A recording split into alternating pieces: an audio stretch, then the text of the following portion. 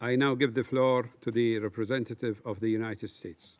Thank you, Foreign Minister Al-Ziani, for convening today's critical debate. Thank you, Secretary General, IMO Secretary General Dominguez. Thank you, Mr. Childs, for your briefings.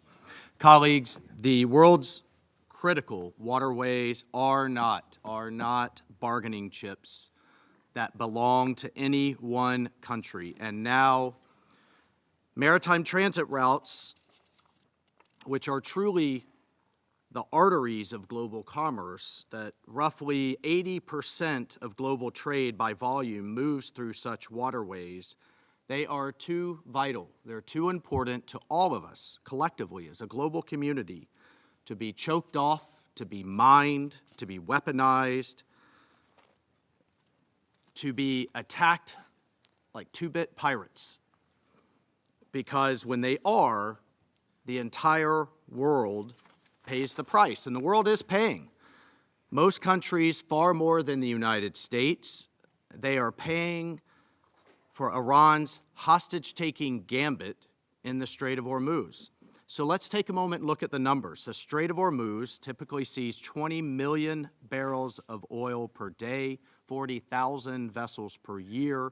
And whether they're bound to heat homes in East Asia or to nourish crops in Central Africa, they have 20% of global oil and liquefied natural gas, 15% of the world's fertilizers. They all transit this strait.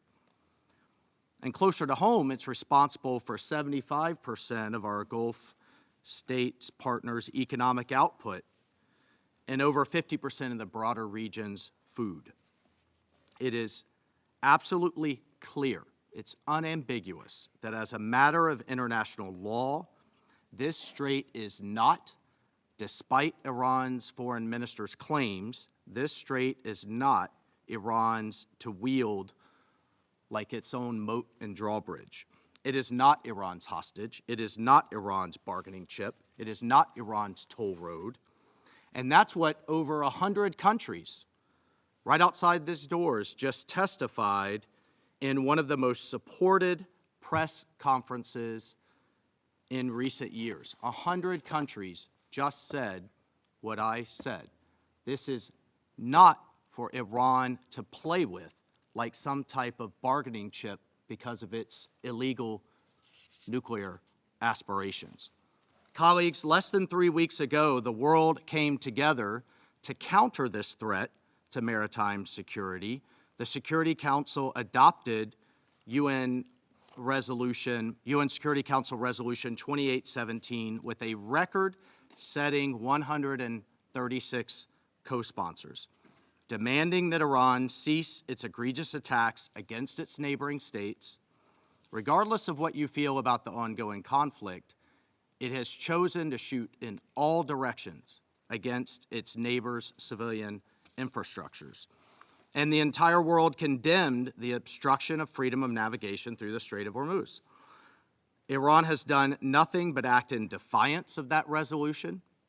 40 days and counting, they have laid sea mines, they have fired on civilian ships. We have worked to clear the sea mines and protect these ships, but it's used the strait also to launch thousands of missiles at Gulf capitals, their hospitals, their airports, their hotels, their neighborhoods. They have threatened to charge tolls, otherwise known as bribes, to allow ships to pass through the strait. And in true form, they have still tried to kill even more Americans than they have in the last 47 years. And this is why President Trump has directed firm action against Iran's threats in the maritime domain to safeguard the entire world's economic security and prosperity. And even while under this type of assault, this type of fire, thousands of drones and missiles pouring in, Bahrain and a coalition of Gulf states put forward another resolution to protect the freedom of navigation and maritime security in the Straits of Hormuz. But unfortunately, two countries, China and Russia, vetoed this resolution and chose a radical religious regime for its partner and ignored not only the plight of our Gulf countries, but the global economy. They chose to shield the Iranian regime from a common sense measure, and they chose to turn a blind eye against Iran's assault on the freedom of navigation, which is hard to make sense of given it's the economies of East Asia, Southeast Asia, South Asia, and East Africa that are most affected by this illegal assault on shipping. So unfortunately, these two countries have put their own economic interest ahead of international obligations. Their companies and citizens supported the Iran-backed Houthis, in addition, in waging a 2-year campaign of terror against shipping in the Red Sea and the Gulf of Aden, which before this crisis was one of the most disruptive assaults on maritime commerce in recent history. Ultimately, colleagues, this council must hold the Iranian regime to account for this blatant and occurring violation of international law, violations of the UN Charter, violations of binding Security Council sanctions, and violations of other measures that were snapped back into place in September. Violations of its own non-proliferation obligations, as we just had a non-proliferation gathering here in the General Assembly. Violations of its obligations under the law of the sea. Violations of the law of war. Violations of international humanitarian and human rights law. But I want to particularly spend a moment on the sea mining and indiscriminate planting of mines in international waterways. That makes Iran the international criminal, pirates of the Straits. Tehran admits to these crimes, but is so incompetent, it also admits to not knowing where the mines are. Thankfully, the U.S. military is stepping in to clear these mines and make it safe. But colleagues, we need to broaden this effort. Now is the time for a coalition of like-minded partners to step up and step in with real capabilities and help. We need for commercial shipping, for maritime finance and insurance, for humanitarian aid agencies, over 80 of which move their humanitarian supplies through this strait for life-saving aid, in addition to the military assets, to come together in a coalition for maritime freedom. As the permanent representative of Pakistan just mentioned, we've come together before. We came together in CTF 151 to deal with piracy off the Straits, or off East Africa in the Straits of Bab el-Mandeb. The United Nations was built for times like this. We have been here before. We have allowed unchecked regimes and non-state actors to loudly tiptoe towards horrors against their neighbors, while much of the rest of the world sat back and watched. Colleagues, now is not the time for simple words. Now is the time to act. And we call upon the world to join us in maintaining and defending the freedom of navigation for the entire world's economy. I thank you, Mr. I President. thank the representative of the United States. I now give the floor to the representative of the Russian Federation. Господин Mr. President, Mr. Minister, we have taken note of the decision of the Bahraini delegation to organize an open debate dedicated to the question of maritime security. We thank the UN Secretary General Antonio Guterres, Arsenio Dominguez, as well as Nick Childs for their briefings. As is well known, the Russian Federation did not support the idea of discussion of maritime security at the UN Security Council insofar as this is being considered at length and in detail at the corresponding specialized fora.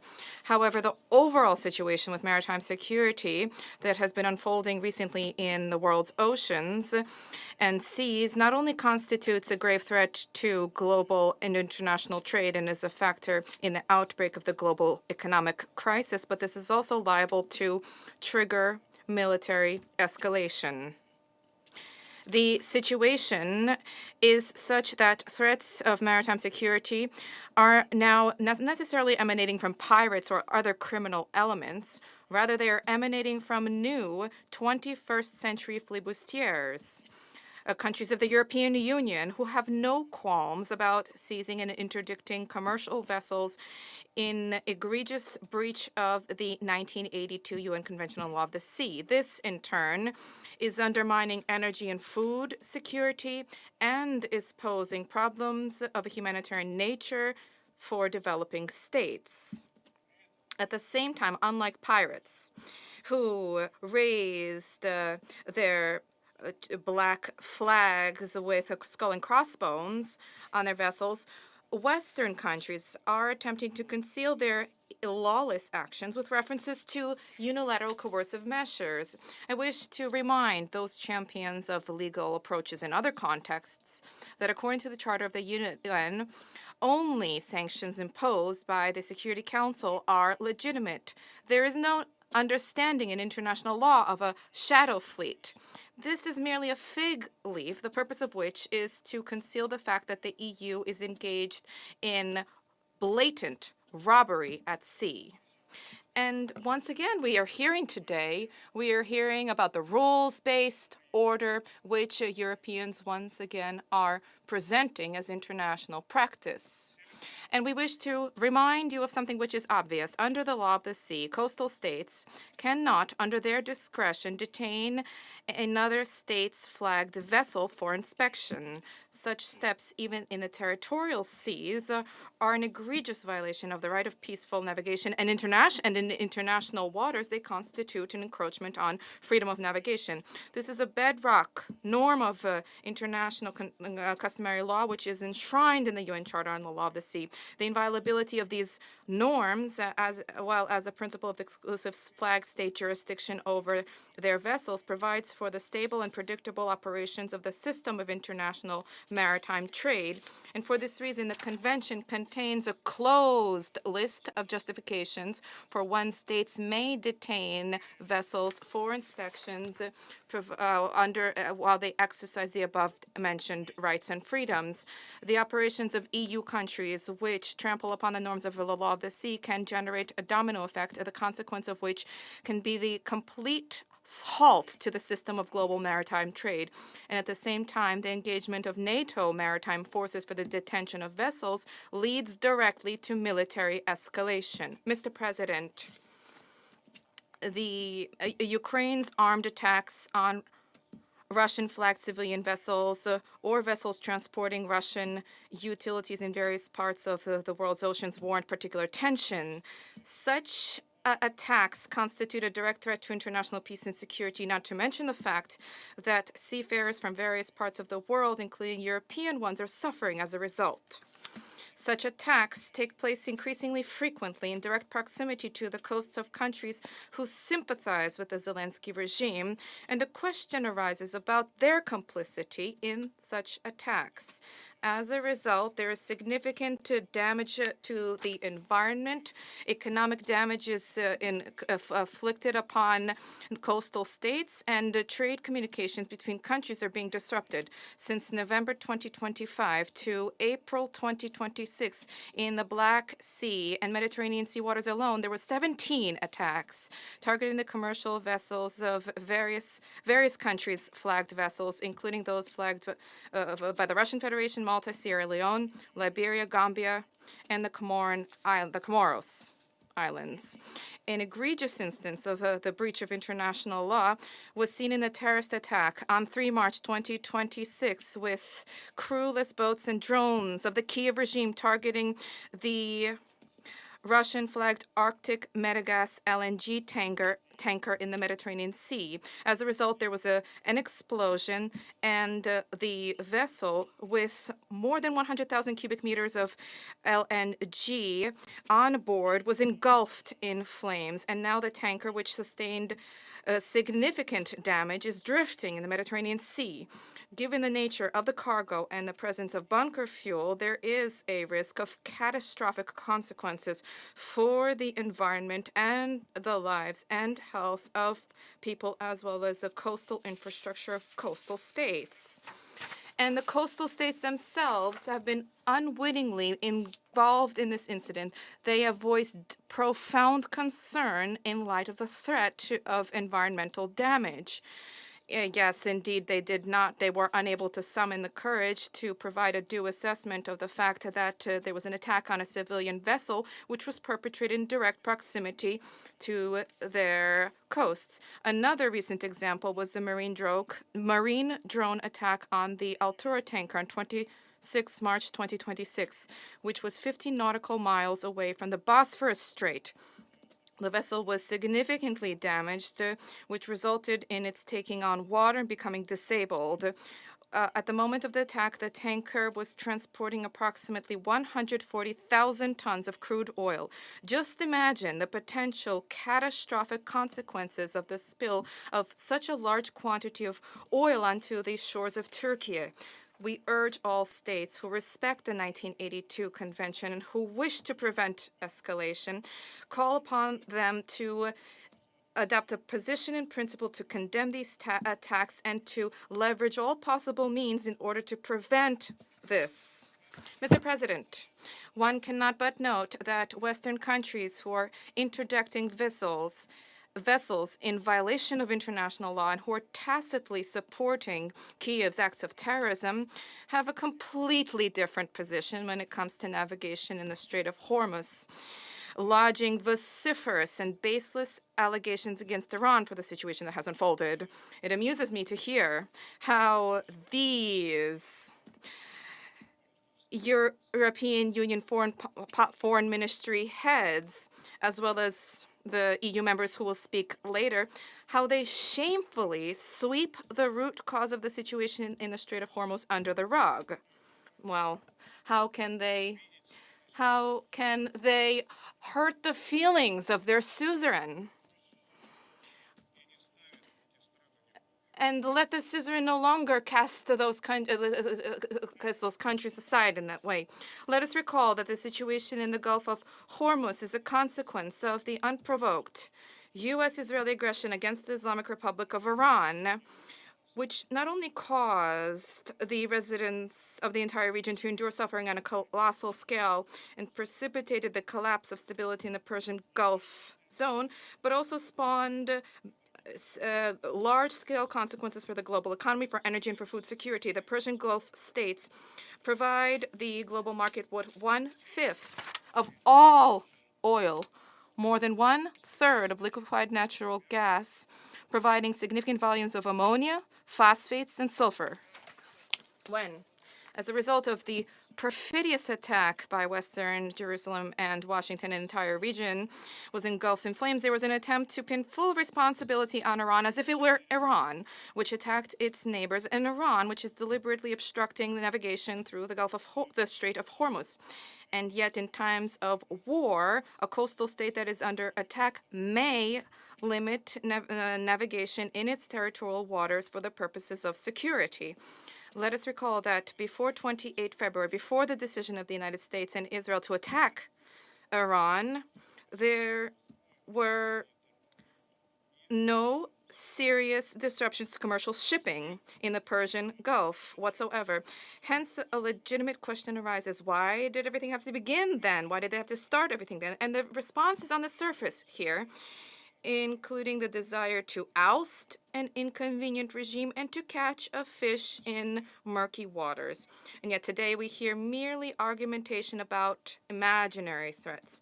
And the price for this misadventure will have to be paid by friendly capitals and the peoples of the countries of the Persian Gulf. The Russian Federation staunchly advocates for a ceasefire and restoration of a political diplomatic process in order to resolve existing conflict, in order to uphold the security of interests of all states in the region, barring none. We support the corresponding initiatives of our Pakistani friends. We trust that the parties will strictly adhere to the current truce and will provide an opportunity for diplomacy to work for a definitive agreement to be arrived at. We call for abandonment of hawkish rhetoric and hawkish plans for the rekindling of a greater regional war. Such a scenario will merely cause greater suffering for civilians and will further undermine stability and security in all regions, including in Israel, and will not help to reopen the Strait of Hormuz. Thank you. I thank the representative of the Russian Federation for the statement. The 10,145th meeting of the Security Council is called to order.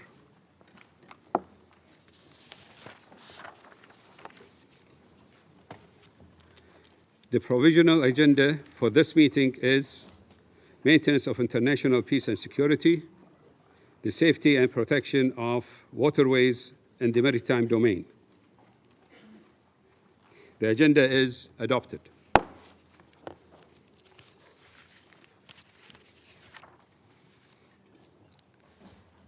I would like to warmly welcome the distinguished ministers and other high-level representatives present in the Security Council chamber.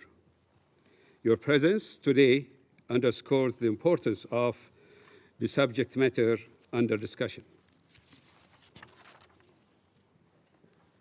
In accordance with the Rule 37 of the Council's Provisional Rules of Procedures, I invite the representatives of Argentina, Australia, Austria, Brazil, Bulgaria, Cambodia, Canada, Chile, Croatia, Cuba, Cyprus, the Czech Republic, Djibouti, the Dominican Republic, Ecuador, Egypt, Estonia, Fiji, Finland, Germany, India, Indonesia, the Islamic Republic of Iran, Iraq, Ireland, Israel, Italy, Japan, Jordan, the Kingdom of the Netherlands, Lithuania, Malaysia, Maldives, Malta, Mauritania, Mexico, Montenegro, Morocco, Namibia, New Zealand, Nigeria, Paraguay, the Philippines,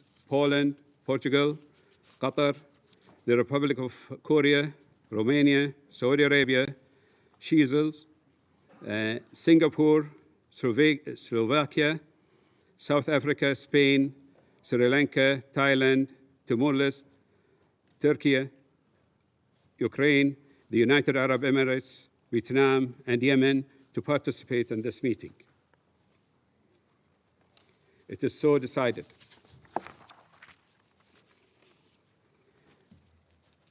In accordance with the Rule 39 of the Council's Provisional Rules of Procedure, I invite the following briefers to participate in this meeting. Mr. Arsenio Dominicos, Secretary General of the International Maritime Organization, and Mr. Nick Childs, Senior Fellow, Naval Forces and Maritime Security at International Institute for Strategic Studies. It is so decided. In accordance with Rule 39 of the Council's Provisional Rules of Procedure, I also invite the following to participate in this meeting. His Excellency Mr. Stavros Lambrinidis, Head of the Delegation of the European Union to the United Nations, and His Excellency Mr. Mohammed Fathi Ahmed Idris, Permanent Observer of the African Union to the United Nations. It is so decided.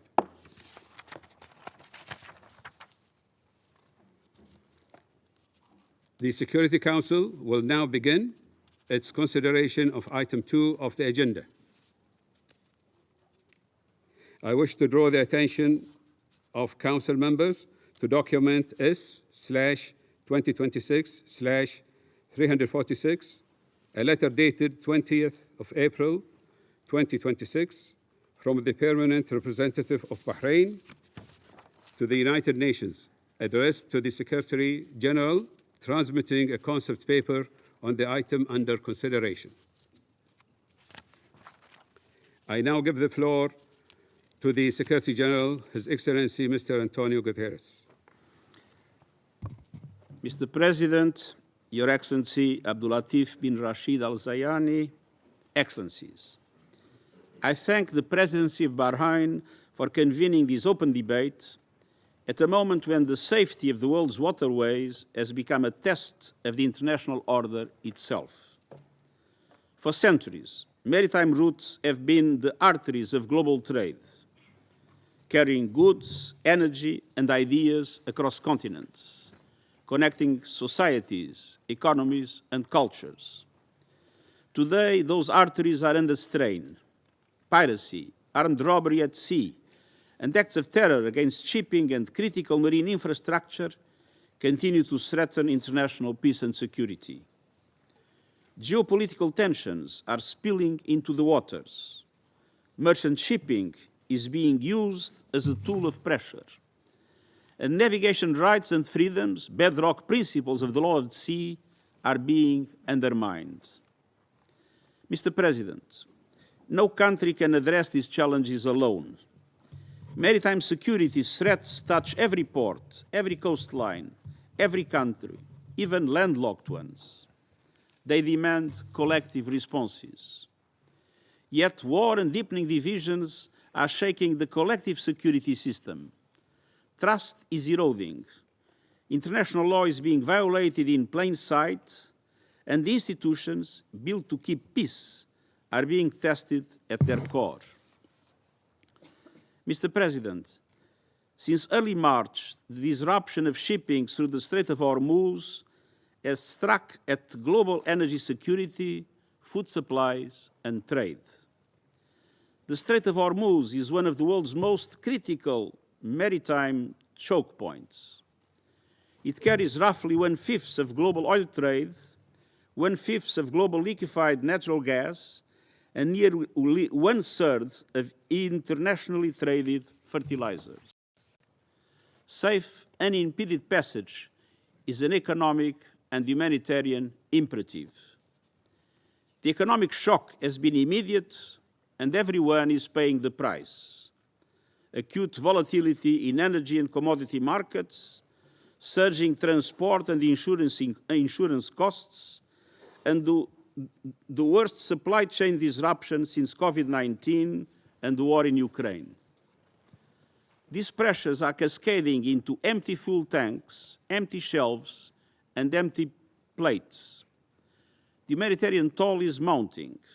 Delays and rising costs are slowing life-saving deliveries to people who cannot wait. And this crisis coincides with critical planting seasons.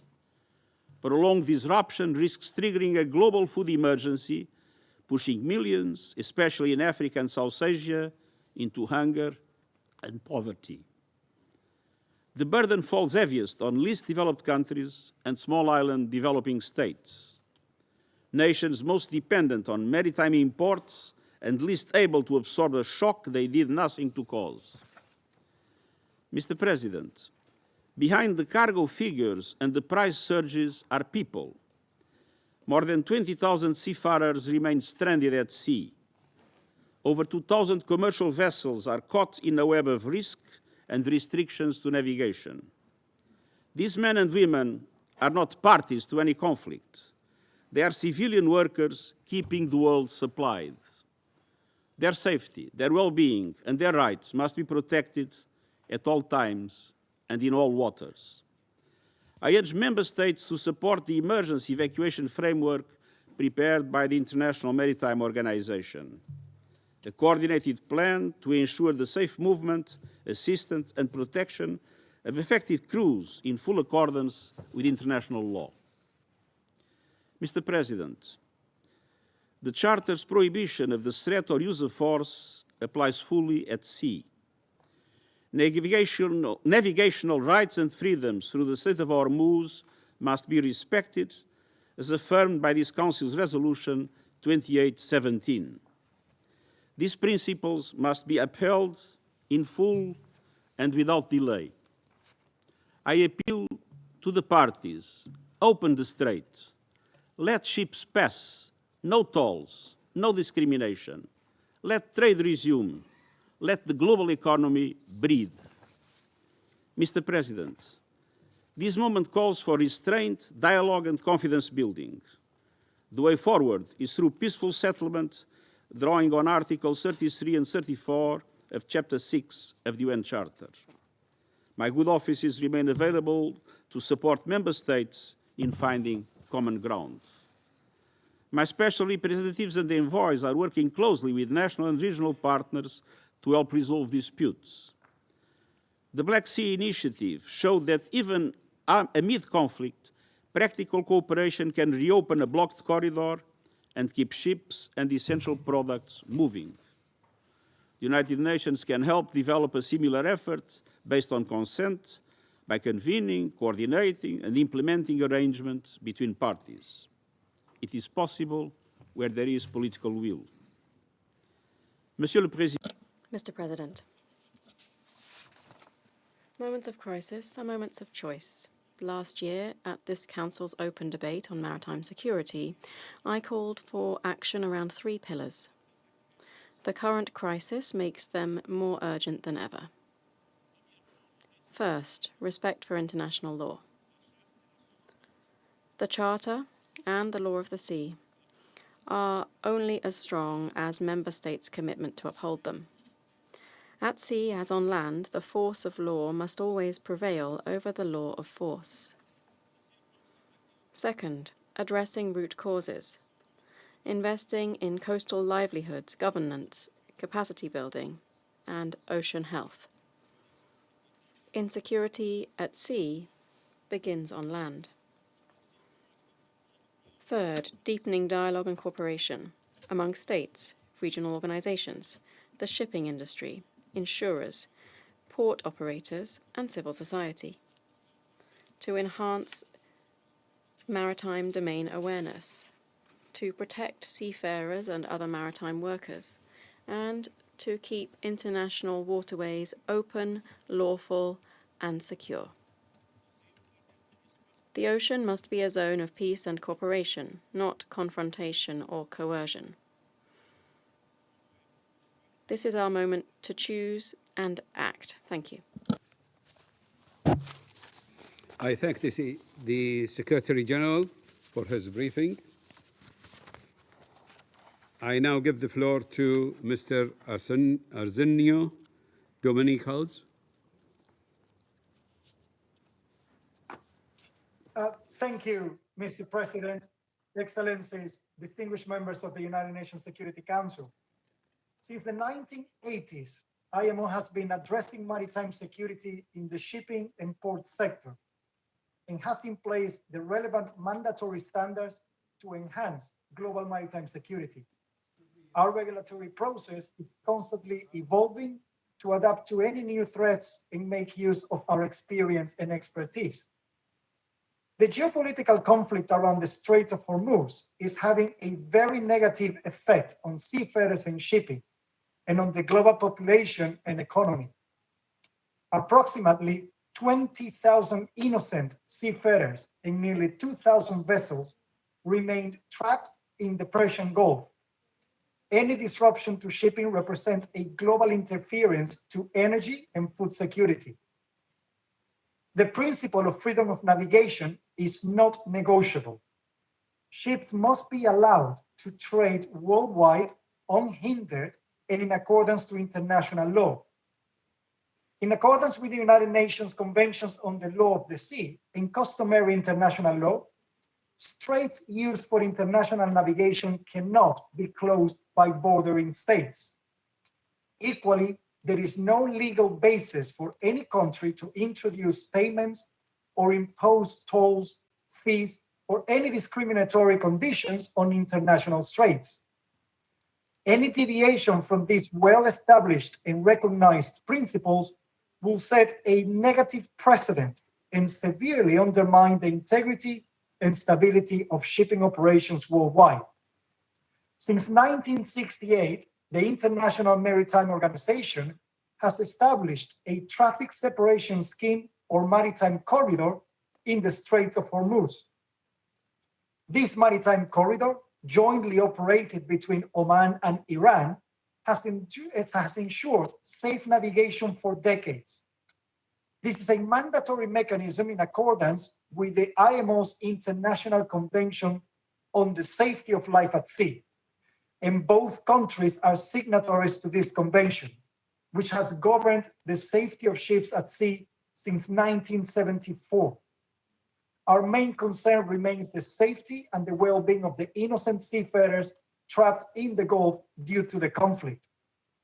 Following the IMO Council decision, I have begun the development of an evacuation framework using the existing traffic separation scheme to securely evacuate ships and seafarers from the conflict zone, provided it is safe to do so. The technical and operational developments are being carried out with the involvement of the regional countries, including Iran, and with the support from relevant countries assisting in the negotiations. As an organization, we are ready to implement this framework without delay, but only once it is safe to do so. In this respect, I call upon states to uphold the principle of freedom of navigation and reject an imposition of tolls, fees, or discriminatory transit measures for the passage through a strait used for international navigation. I would like to take this opportunity to further request states to support the IMO's plan to facilitate the evacuation of affected seafarers at an appropriate time to assist with the clearance of any hazards to the commercial ships navigating in the Strait of Hormuz, including mines, provide any technical and operational civilian assistance to operationalize the evacuation framework, and to ensure practical assurances to the shipping sector, including access to insurance at reasonable costs, to enable the resumption of normal operations as soon as practicably possible.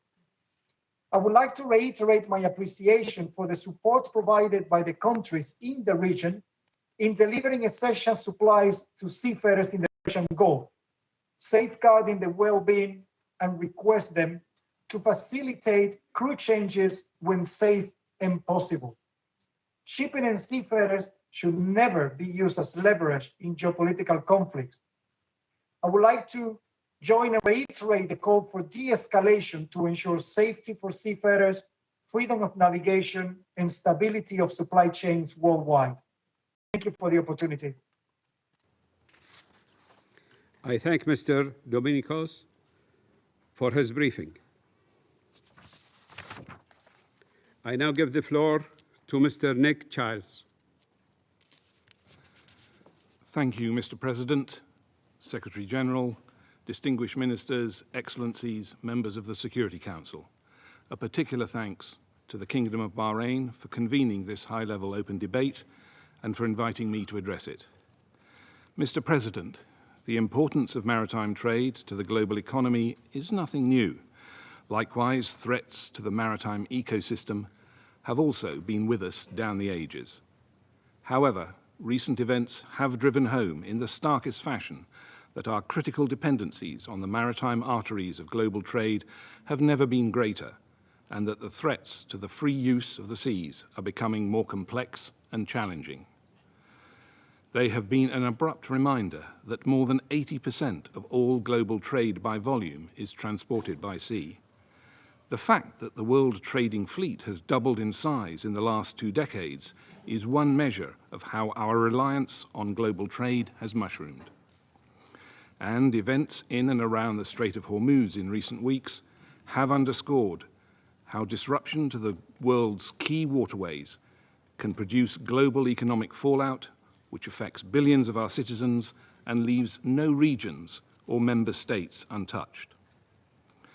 Moreover, we live in a suddenly more dangerous and unstable era in which it is not just the case that tensions and conflicts on land are spilling over into the maritime domain.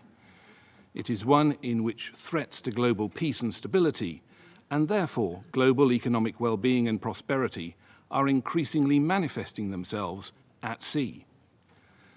The reawakening of the global consciousness to the criticality, but also the fragility of the maritime domain and its ecosystem has been a double-edged sword.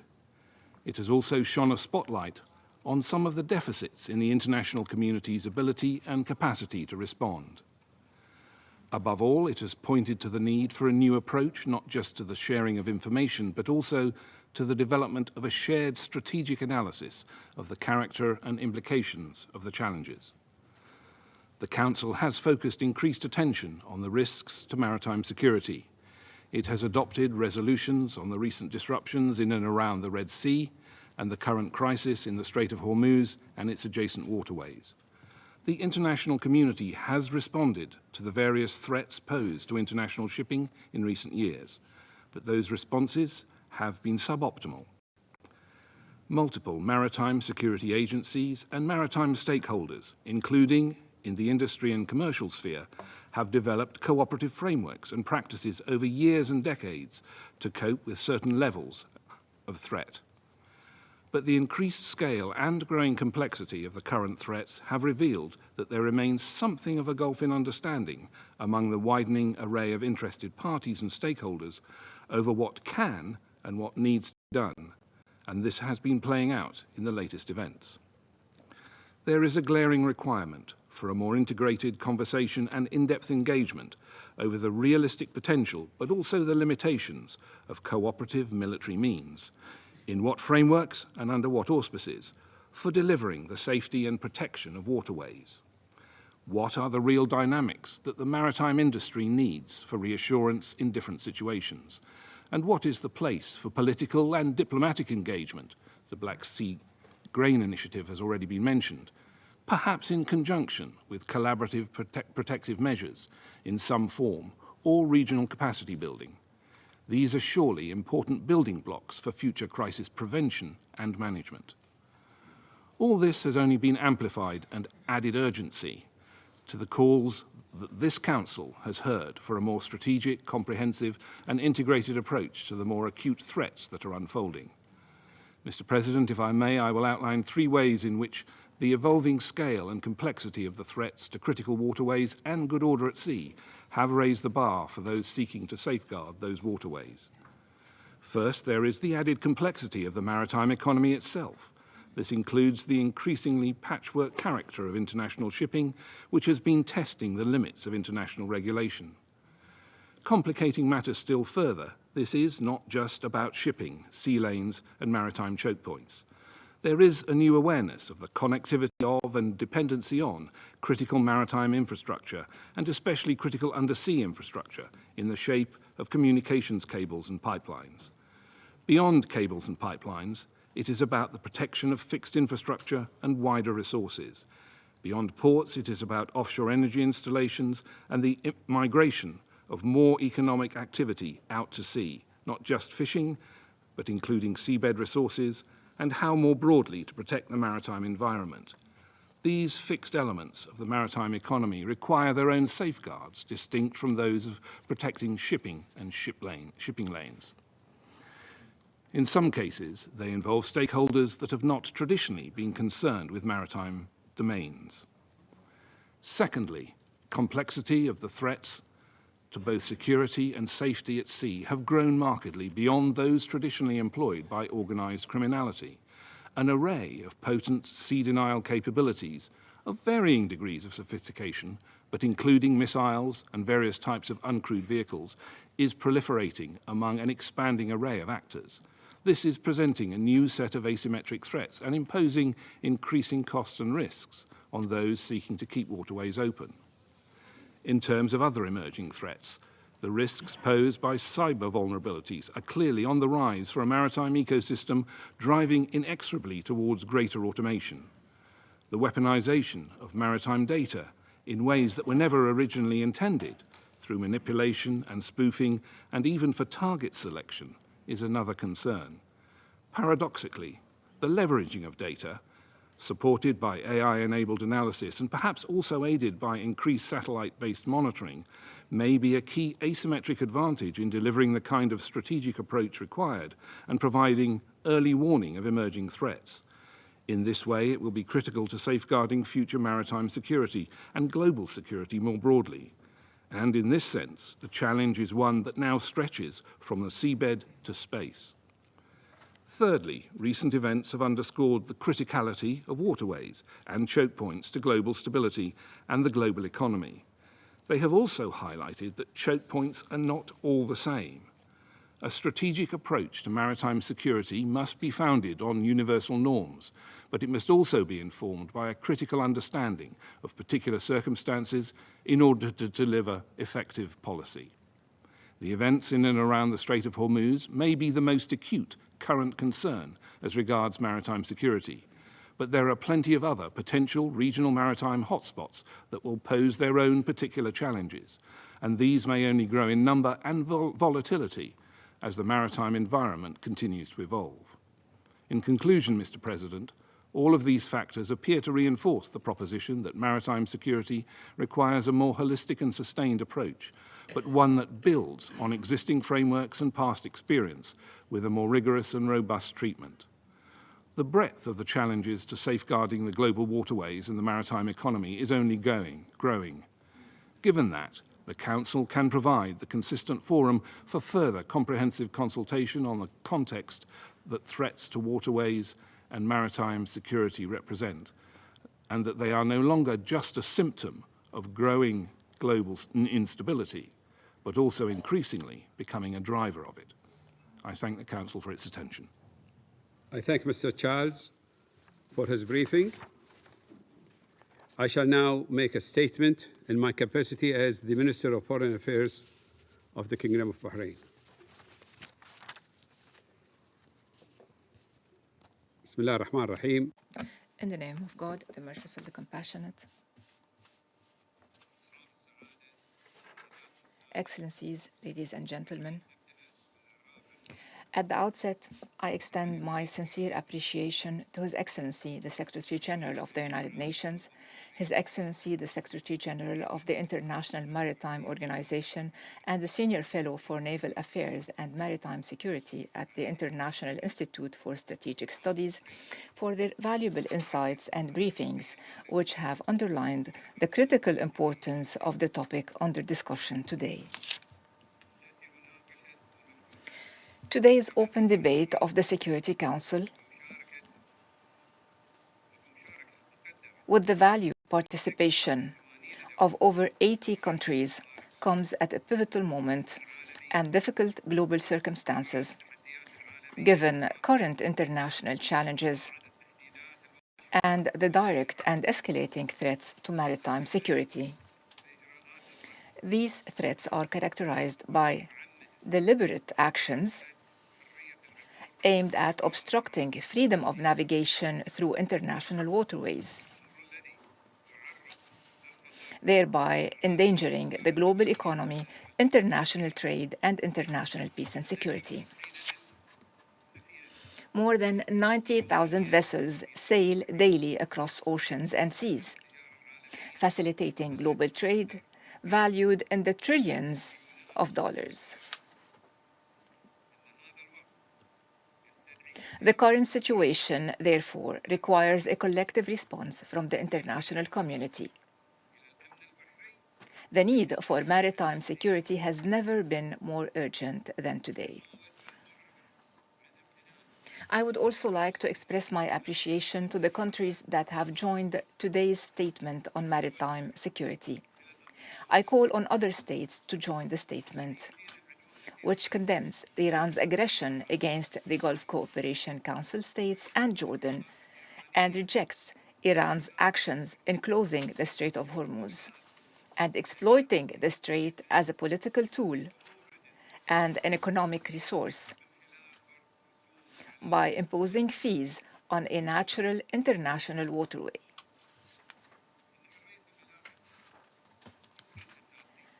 The freedom of navigation is a cornerstone of international law and peace. As such, It requires full compliance with and adherence to the United Nations Convention on the Law of the Sea, which governs all maritime rights, as well as rights of transit and innocent passage through international straits. The situation in the Strait of Hormuz highlights the risks we face, with Iran's actions endangering the global economy and threatening the safety of millions, particularly those in the global south. These hostile acts, which some countries classify as terrorism, demonstrate the fragility of our critical trade routes, with consequences extending beyond commercial interests to affect the livelihoods of countless individuals who depend on safe maritime corridors. Excellencies, any restriction or obstruction of international navigation directly affects international trade, energy security, and global economic stability, as well as food supply, medicine supply, and the delivery of humanitarian aid. The silence of the international community in the face of these unlawful practices leads to entrenching them, thus undermining the existing international framework and weakening confidence in the maritime system. This trajectory is detrimental to the interests of all nations. It threatens global supply chains and exacerbates the challenges faced by already fragile economies. In response to these pressing issues, it is vital to reaffirm the legitimacy of freedom of navigation, including the right of transit and innocent passage through international straits, while emphasizing the right of ships to navigate without discrimination, calling on all states to protect these rights and condemning any violations thereof. It is therefore necessary to take practical institutional measures to strengthen globally applicable maritime rules based on Security Council Resolution 552 of 1984, Security Council Resolution 2817, and Human Rights Council Resolution 61/1, as well as the Presidential Statement of the Security Council issued on the 2nd of this month, all of which have emphasized the importance of safety of international navigation. Today,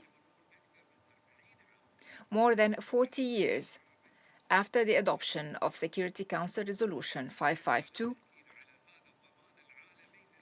it is of the utmost importance to reaffirm this global guarantee of maritime security.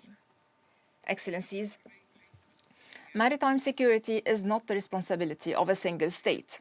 It is rather a shared responsibility that requires genuine international commitment, sustained cooperation, and political will to ensure the free flow of international trade and the preservation of global stability. The security of international maritime corridors is a collective interest that cannot be addressed selectively. Accordingly, the Kingdom of Bahrain urges the international community to recognize the grave repercussions of Iran's closure of the Strait of Hormuz. This closure represents a violation of international law aimed at inflicting hardship on the peoples of the world and exploiting the situation in negotiations. This unlawful and irresponsible act has led to the detention of nearly 800 cargo ships in the Arabian Gulf and has stranded thousands of commercial vessels, leaving some 20,000 seafarers facing distressing conditions aboard vessels far from their countries and families.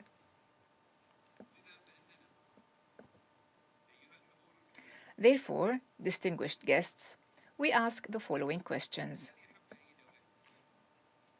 Does any country have the right, under any circumstances, to close a strait used for international navigation? What economic losses have your countries suffered as a result?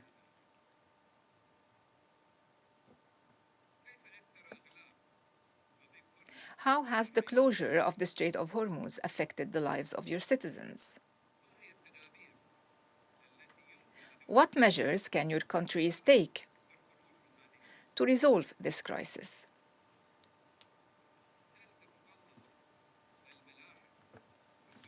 Does navigation through international waters require the payment of transit fees, as Iran is seeking to do? Can your economies withstand the heavy losses they are currently incurring? We are fully aware that the economic impact on countries around the world could reach hundreds of billions of dollars, and that the world cannot afford further losses. We therefore call for an international response proportionate to the gravity of this act. In conclusion, the Kingdom of Bahrain reaffirms that safeguarding maritime security is a shared and urgent responsibility that must not be overlooked. The international community must act collectively to prevent a dangerous downward spiral in which threats to maritime corridors become a common occurrence and violations are treated as normal, despite representing a breach of international law. Complacency and inaction in the face of such a situation will have grave consequences for international peace and security. Thank you. I resume my function as President of the Council. I now give the floor to His Excellency Mr. Jean-Noël Barrot, Minister of for Europe and Foreign Affairs of France. Mr. Secretary General, Mr. Minister, thank you. Thank you for having taken the initiative to convene today's meeting, which addresses a critical matter, the imprescriptible, inviolable right which is protected by the organization, namely maritime security and freedom of navigation. This question is all the more grave and salient today as the Strait of Hormuz has been subjected to prolonged blockade. But what are we speaking about here? What is taking place in Hormuz goes far beyond the 80 kilometers of that area, beyond the immobilization of vessels. There's a certain idea of an international rules-based order which is at play here. Our ability, or rather our inability to act collectively for the global public good. 80% of global trade circulates through the sea. It's our energy, our foodstuffs, our commodities, our basic commodities. International waters are a common heritage of humanity, the use of which is protected under the United Nations Convention on the Law of the Sea. Straits are the arteries of the world. They are not the property of any individual. They are not for sale. Therefore, they cannot be impeded by any obstacles nor blockages to passage, neither tolls nor bribery, neither by Iran nor by any other party, and under no pretexts. For what would take place if we were to accept the slightest exemption to this principle? Thereby, we would establish a dangerous precedent. Others would adopt similar initiatives, and the exception become the rule. Access to the seas would be a privilege reserved for the few. Straits would become militarized corridors. Global trade would be taken hostage, and entire regions would become isolated. The world would be asphyxiated, subject to lawlessness and the law of the strongest, less prosperous, more dangerous. And this is a situation which we reject. And the overwhelming majority of us refuse to see impediments to freedom of navigation, undermining of law of the sea. How did we arrive at the situation, given that? This is the consequence of an accumulation of unilateral illegal decisions taken by Iran. This is part of a military escalation whose origins lie in operations launched by the United States and Israel without a clearly set goal, which are conducted in a manner that flouts international law. However, the Iranian regime bears overwhelming responsibility in the situation due to its guilty obstinacy, seeking to endow means for destabilization and for threats through its nuclear program, through its ballistic missiles, through its consistent support for terrorist groups. By choosing to conduct a massive large-scale strikes against countries in the region, by allowing Hezbollah to engage in a war against its will, and by blocking the Strait of Hormuz, the Iranian regime has been flouting the core principles of the Charter of the United Nations, as well as those of law of the sea, thereby exacerbating an already tenuous situation. There will be no lasting solution to this crisis unless the Iranian regime engages in major concessions and a radical change of posture to facilitate the peaceful coexistence of Iran with its regional environment and the Iranian people to be granted opportunity to build their own future. The Security Council cannot and must not turn a blind eye to the blood of the civilians in the region who are the main victims of this situation. The Iranian people who have been trapped in this situation and the resumption of hostilities after the resumption in January, the violent repression in modern day history. Political prisoners must be released. Executions must be brought to an end. Freedom of communication must be restored.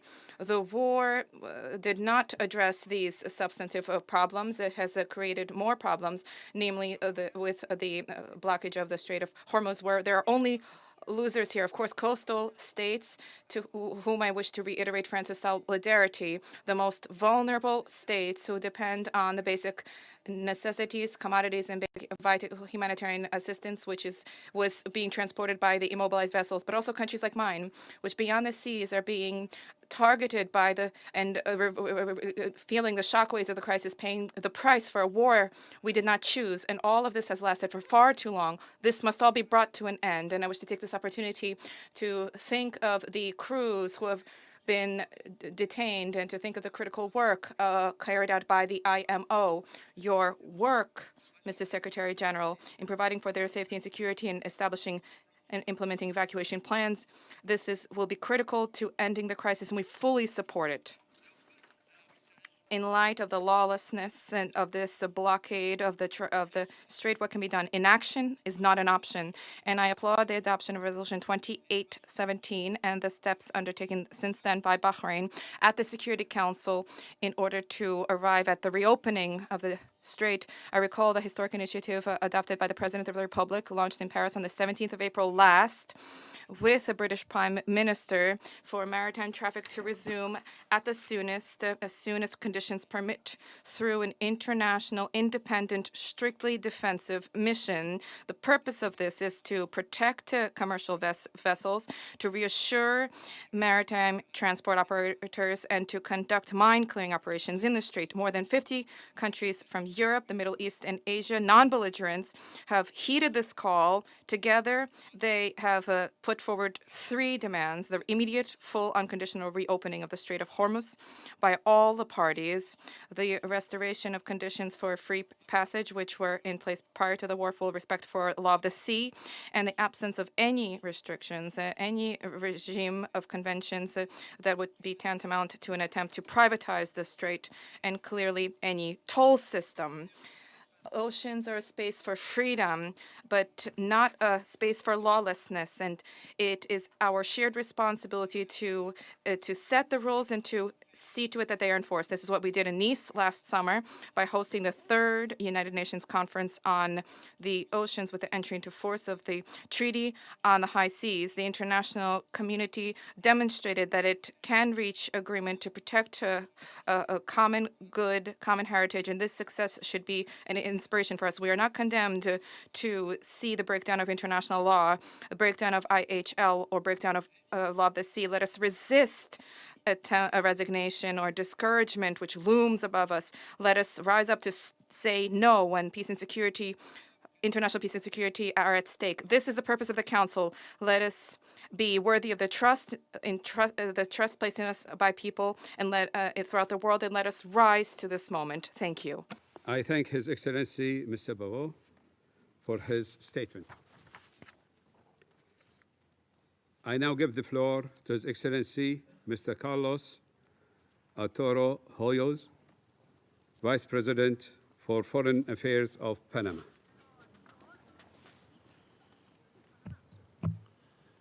Señor Presidente, Mr. President, Panama thanks the Presidency of Bahrain for organizing this important open debate to address a matter of the utmost relevance to international peace and security, a matter with which our country fully identifies.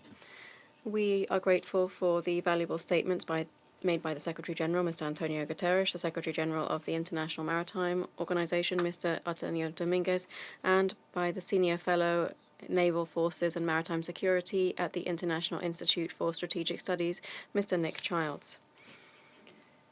Likewise, we welcome here those countries who honor us with their participation today. Further, we recognize continued efforts spearheaded by Greece and Panama last year at their respective signature events focused on maritime security. The last few years have dramatically revealed the increasing fragility of maritime navigation in all regions of the world. In this increasingly complex environment, piracy and armed robbery at sea, cyber attacks on navigation systems, maritime ports and logistics, as well as illegal, unreported and unregulated fishing, drug smuggling, and human trafficking, all represent persistent threats that continue to affect maritime activity and seafarers, imperiling their security, safety, their working conditions, and in many cases their lives. This reality is worsened by a worrisome trend to obstruct the use of critical maritime routes in the context of various conflicts. Consequently, uncertainty in international trade has increased, affecting the predictability and security of global supply chains that, to a large extent, depend on maritime stability.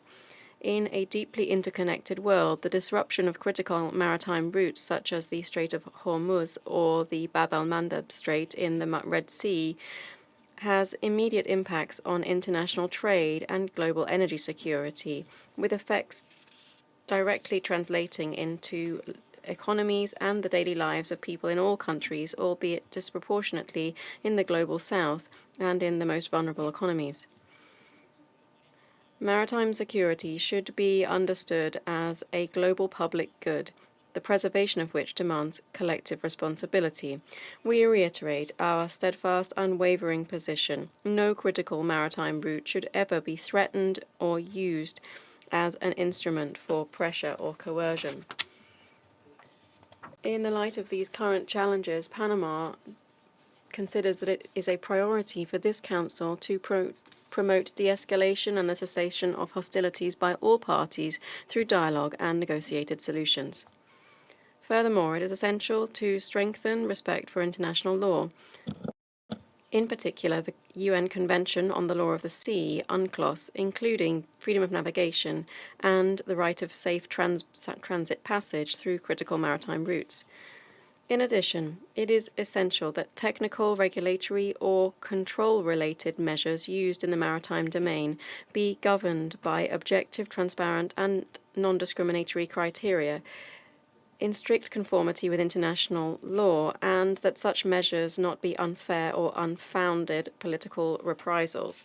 This includes respect for the sovereign decisions taken in relation to the management of strategic infrastructure, ports, and logistical and commercial activities. In this context, Panama observes with concern certain recent trends involving intensified inspections of vessels in a certain jurisdiction, including the significant increase of interdictions of ships flying the Panamanian flag.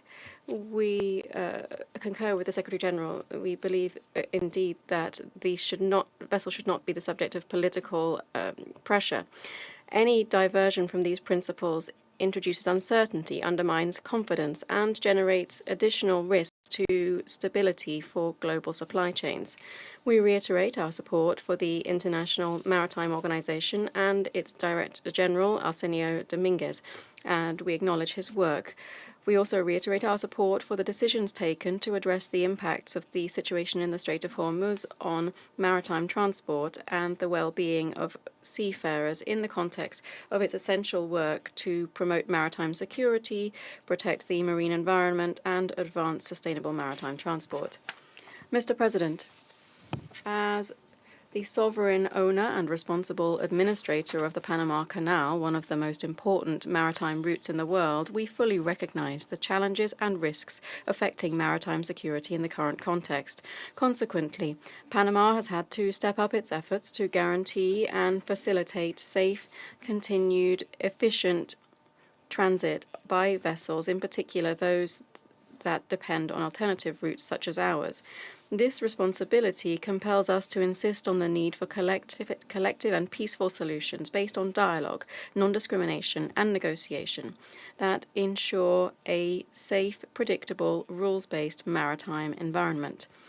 Mr. President, Panama condemns attacks recorded in the Strait of Hormuz on vessels flying the Panamanian flag as well as those of Liberia and other flags.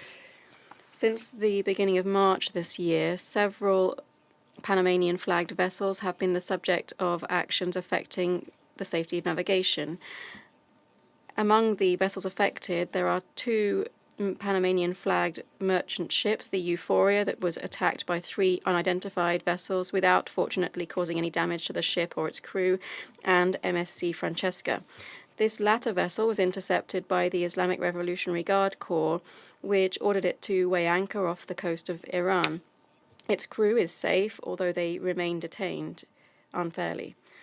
In light of this situation, Panama is following closely the events and coordinating the necessary steps to achieve a prompt resolution. Furthermore, we call on Iranian authorities to proceed to immediately release all detained vessels. These incidents highlight the increasing vulnerability of seafarers to the risks arising from geopolitical tensions. In this regard, Panama continues to firmly uphold multilateralism and continues to support joint coordinated efforts taking concrete, effective measures to restore order and preserve the integrity of the international legal order, thus avoiding creating precedents that would weaken respect for international law. Seas have always been spaces for encounter, exchange, and connection between peoples. Preserving their security is also preserving this spirit so that they remain arteries that bring our nations closer together rather than channels that deepen confrontation. Thank you very much. I thank His Excellency Mr. Hoyos for his statement. I now give the floor to His Excellency Andizes Willem Sans, State Secretary of the Ministry for Foreign Affairs of Latvia. Thank you, Mr. President. Allow me to begin by thanking Bahrain for convening this open debate to address this critical issue of maritime security. I thank the Secretary General Guterres and also IMO Secretary General Dominguez and Mr. Childs for their pertinent briefings. Global waterways are the backbone of international commerce, and global energy flows. Countries across the world depend on the supply of fertilizers, raw materials, and other products, from microchips to medicines that are essential to the functioning of our societies. International law and norms have sustained maritime infrastructure and enabled livelihoods, prosperity, and development. Yet, they are being increasingly challenged. We have experience of addressing certain threats in the maritime domain, usually regional in nature, whether piracy, smuggling, or organized crime, as well as environmental incidents such as oil spills. Now, we are increasingly facing a more direct challenge: deliberate actions from states intent on crippling the global economy and threatening the right of transit and innocent passage, alongside efforts to circumvent sanctions. Mr. President, the safety of critical maritime routes is essential. Any disruptions to this delicate system powering the global economy result in severe consequences for all of us, as seen with the Strait of Hormuz. With supply chains disrupted, global energy prices have been rising sharply, and acute food insecurity around the globe has grown at an alarming rate. Effects on agriculture will be long-term and cascading in nature. These harmful consequences will continue affecting the most vulnerable the hardest. The United Nations Convention on the Law of the Sea sets the international legal framework, within which all activities in the sea are to be carried out in order to ensure lawful and safe maritime navigation.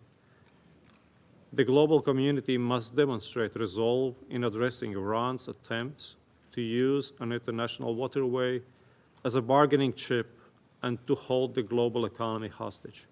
It is a dangerous and far-reaching precedent, which we cannot allow to normalize. The Council has been leading the way with Resolution 2817, but we must continue to address maritime security as a paramount issue of global stability.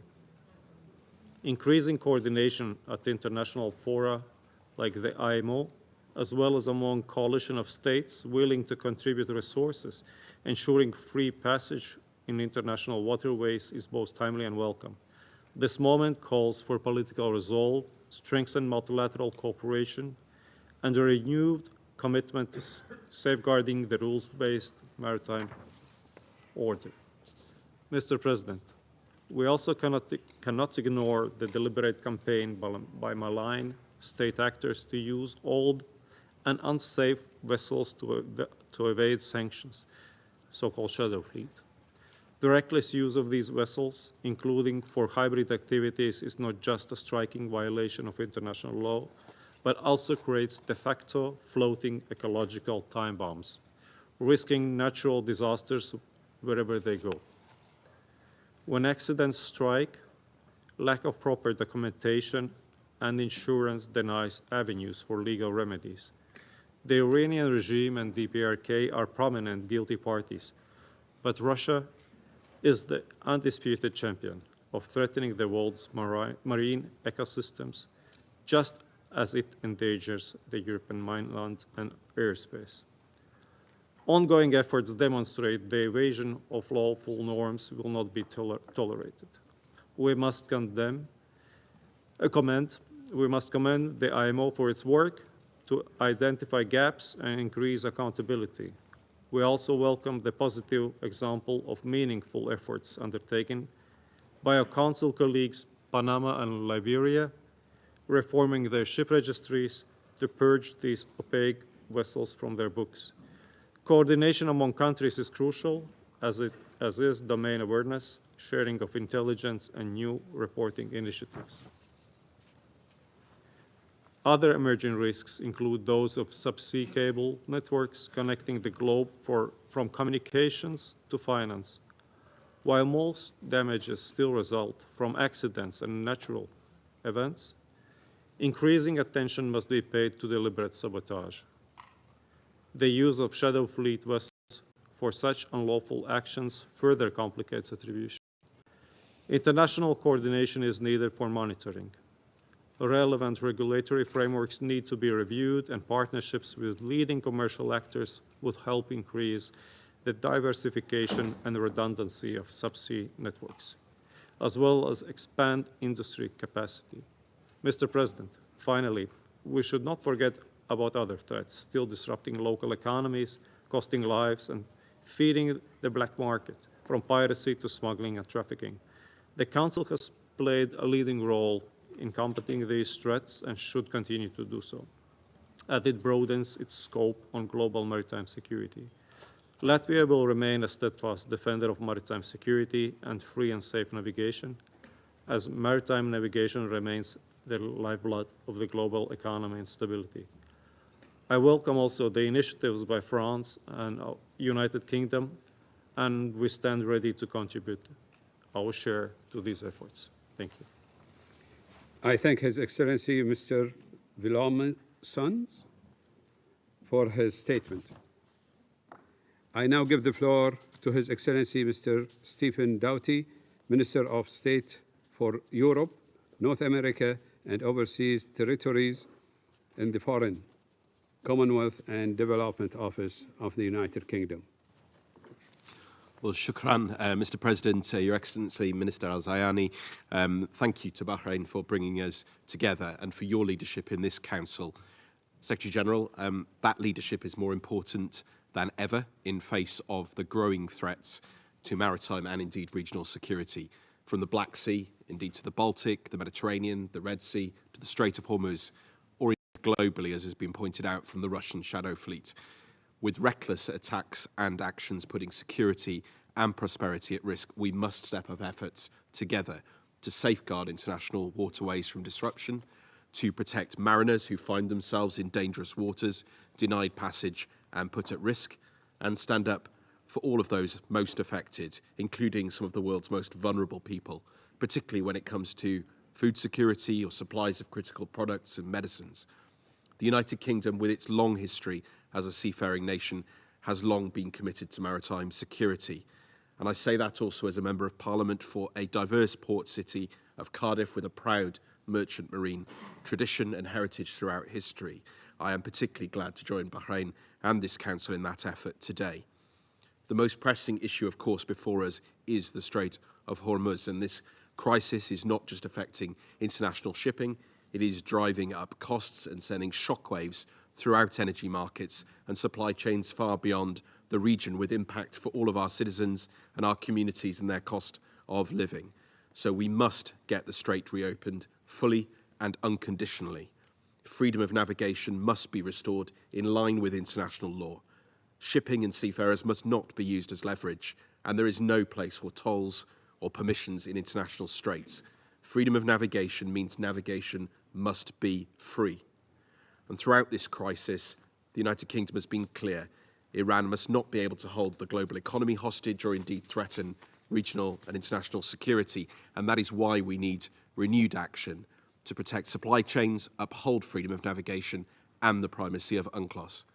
And we must also broaden collaboration with the International Maritime Organization, which of course the United Kingdom is proud to host.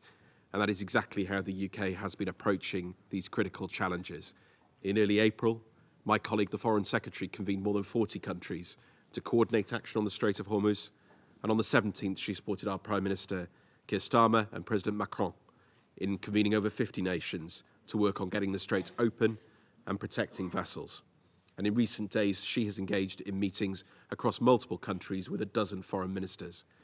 And yesterday, our Prime Minister Keir Starmer and President Trump discussed the urgent need to get shipping moving again. So the UK will continue to play its part, and this Council has a vital role to play. And that is why, with 135 others, we welcomed Resolution 2817, led by the Bahrain and the GCC, condemning Iran's reckless and unacceptable attacks against regional neighbours and its disruption of international trade, energy security and the economies of all of us. And we are grateful for Bahrain's efforts to pass a further resolution, underscoring the importance of protecting navigational rights and freedoms. It is regrettable that Russia and China vetoed this resolution protecting Iran, and therefore the UK will continue to work with Bahrain, Council members and partners to uphold international law, defend freedom of navigation, protect innocent seafarers, and keep our international sea lanes open and secure, because global stability and security depend on us stepping up together, and we welcome this discussion. Thank you.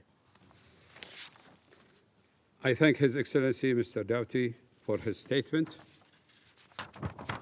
I now give the floor to the representative of Pakistan. Thank you, Mr. President, Excellency, the Foreign Minister. I wish to congratulate the Kingdom of Bahrain for its successful presidency this month and for organizing today's high-level open debate. And your presence attests to the importance attached by the Kingdom of Bahrain to global maritime security, which is crucial for the twin objectives of international peace and security and development. And allow me to take this opportunity to express Pakistan's complete support and solidarity with all brotherly countries of the Gulf region and to their sovereignty, territorial integrity, and political independence. I thank Secretary General Guterres for his insightful remarks, in particular the emphasis that he has placed on respect for international law, dialogue and cooperation, and peaceful settlement of disputes. We also appreciate the briefing by Mr. Arsenio Dominguez, Secretary General of the IMO, and also to Mr. Nick Childs for his expert views on the subject. President, the global maritime spaces are a key geostrategic arena where the challenges of the 21st century intersect. They are the lifeline of global commerce, bellwether of Earth's environment, and home to a vast array of marine, biological, and mineral resources. Propelled by the onward march of economic globalization and rapid improvement in transportation and connectivity infrastructure, global commerce and trade are now more reliant on seaborne trade than ever before. Any disruptions to the routine traffic at sea gravely impact international trade with negative repercussions for global economy and breed volatility that imperils international peace and security. Closure of the Strait of Hormuz and its cascading effects on food and energy security and supply chain disruption is a case in point. And if this crisis persists, the first order impacts, that is the issues related to the procurement of oil and gas and essential commodities such as the fertilizers and their pricing trends will increasingly translate into second and third order impacts on inflation, on growth, current account and balance of payment issues. No doubt, developing countries will be the most affected. Most significantly, these developments have brought home the point that resilience of global governance, architecture, and strategic stability are now being tested by the safety and openness of maritime waterways. President, as a literal state of the Indian Ocean region with proximity to global maritime choke points and overwhelming reliance on seaborne trade, Pakistan is fully cognizant of the paramount importance of safety and protection of global waterways. Like many developing countries from the region and beyond, Pakistan is concerned and is directly impacted by the closure of Strait of Hormuz. It is particularly also this realization that Pakistan, supported by partners and brotherly countries, including China, Saudi Arabia, Turkey, and Egypt, and others, has spearheaded constructive diplomatic efforts for de-escalation and broader pursuit of stability between the United States and Iran. In its ongoing efforts to facilitate an enduring resolution of this crisis, Pakistan remains firm in its faith in diplomacy and dialogue and will continue to resolutely undertake all possible measures towards that end. President, in today's interconnected world, the imperative of safety of maritime spaces extends well beyond securing trade routes and combating piracy. It encompasses a plethora of challenges, including climate change and environmental preservation, protection of critical coastal and underwater digital infrastructure, and safeguarding human rights at sea. Confronting these challenges necessitates collective and coordinated action, firmly anchored in international law, as well as dialogue and diplomacy. Since its adoption, the UN Convention on the Law of the Sea has served as one of the most important pillars of international maritime order.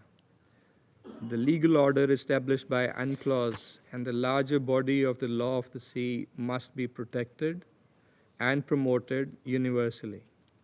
Pakistan has also remained a committed and responsible partner in the international efforts to strengthen maritime security. Earlier this year, Pakistan assumed the command of Combined Task Force 150 for conducting maritime security operations outside the Arabian Gulf to protect commercial shipping. And last year, Pakistan also commanded CTF 151, tasked to suppress piracy and to ensure free flow of maritime trade. We have also launched our own regional maritime security patrols to ensure a safe and secure environment in the seas. President, the global governance order is coming under increasing strain with wide-ranging consequences. Even international waterways have not been able to escape these impacts. The rules and norms that we had collectively and painstakingly put in place to precisely avoid such contestations and confrontations are being challenged or put aside. This is an untenable situation whose prolongation would only further undermine international peace and security and sustainable development to the detriment of us all. And most consequentially, it will erode trust in the rules-based order. As a maritime state with unwavering faith in international law and diplomacy, Pakistan would continue to engage with the Secretary General, the Security Council, and with all like-minded countries for preserving the hard-won gains, both in the gentle tides of peace and amity, and amid the rising storms of conflict and conflagration. This is a sacred trust that history has placed upon us all, and we cannot afford to fail. We must succeed collectively. Thank you. I thank the representative of Pakistan for the statement. I now give the floor to the representative of Liberia.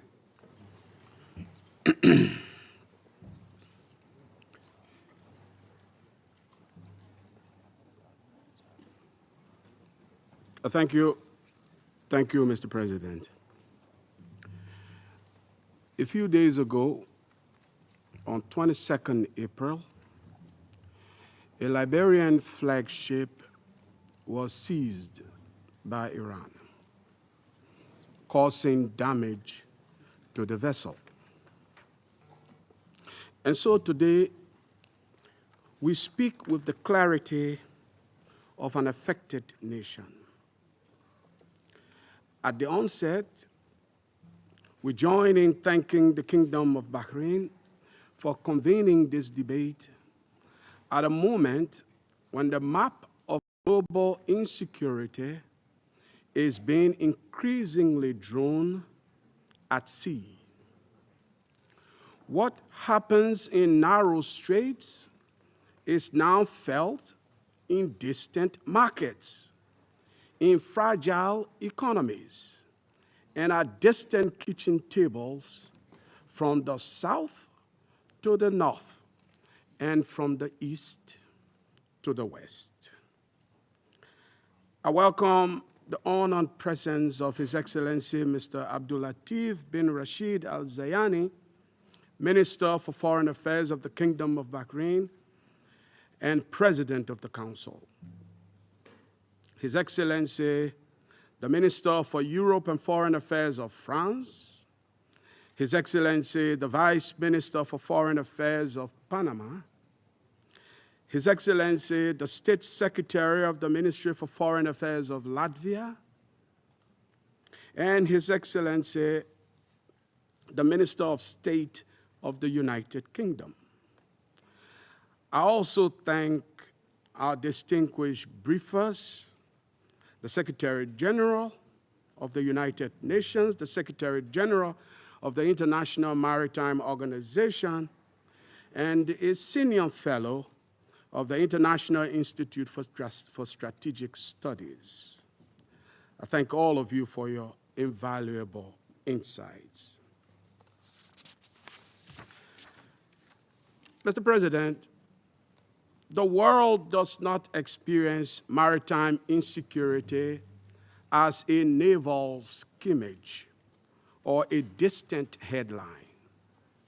It experiences it as empty shelves, higher fuel prices, delayed humanitarian aid, and uncertainty in daily life.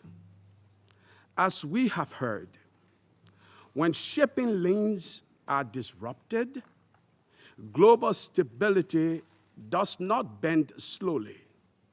It fractures immediately.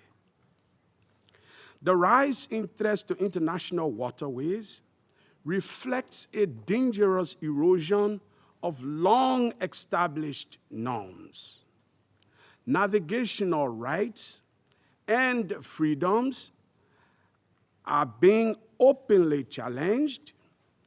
Attacks on merchant vessels are increasing, and seafarers face growing risks along critical maritime routes. Even where states invoke the inherent right of self-defense under Article 51 of the Charter, the duties and obligations governing maritime security remain unassailable. Civilian shipping is not a lawful target. Freedom of navigation cannot be suspended by convenience, and international law does not yield to expediency. Let me be direct.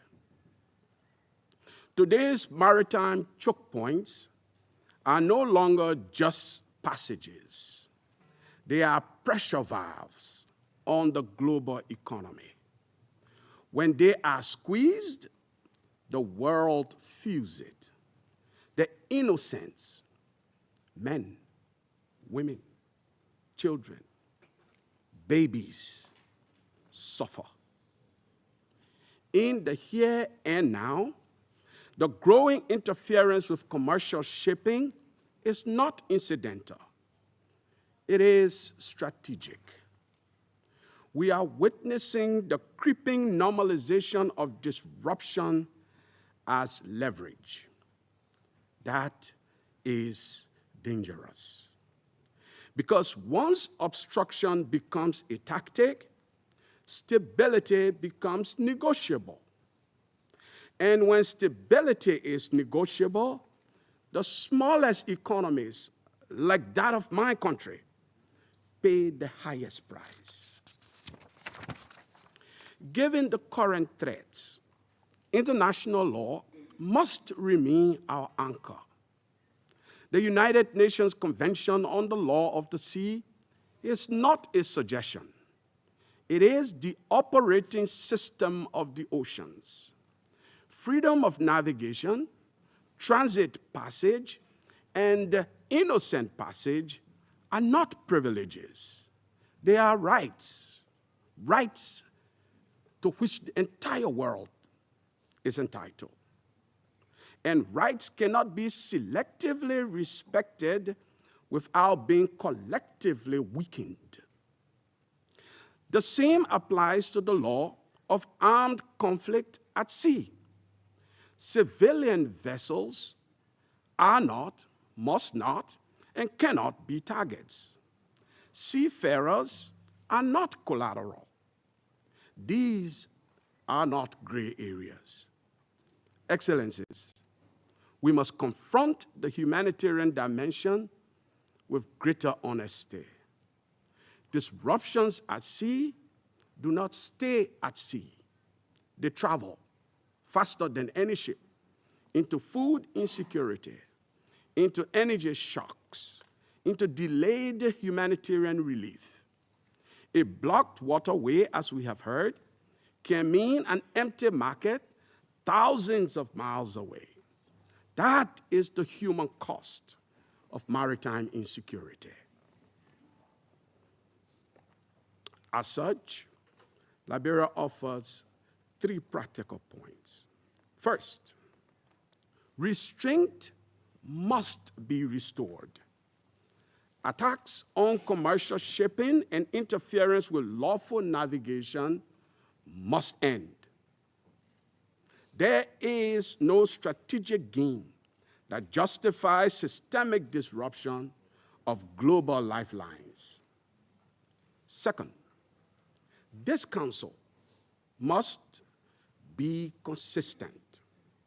Resolutions such as 2722 of 2024 and 2817 of 2026 are clear, but clarity is not enough.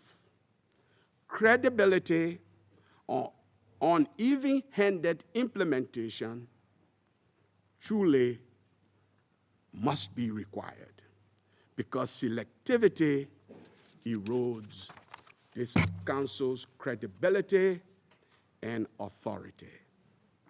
Third, we should begin to treat major maritime choke points as shared responsibility zones, where transparency is not optional. We propose that the Council encourages the establishment of a standing independent incident tracking and verification mechanism, drawing on the expertise of the International Maritime Organization to provide real-time, depoliticized reporting on disruptions to commercial shipping.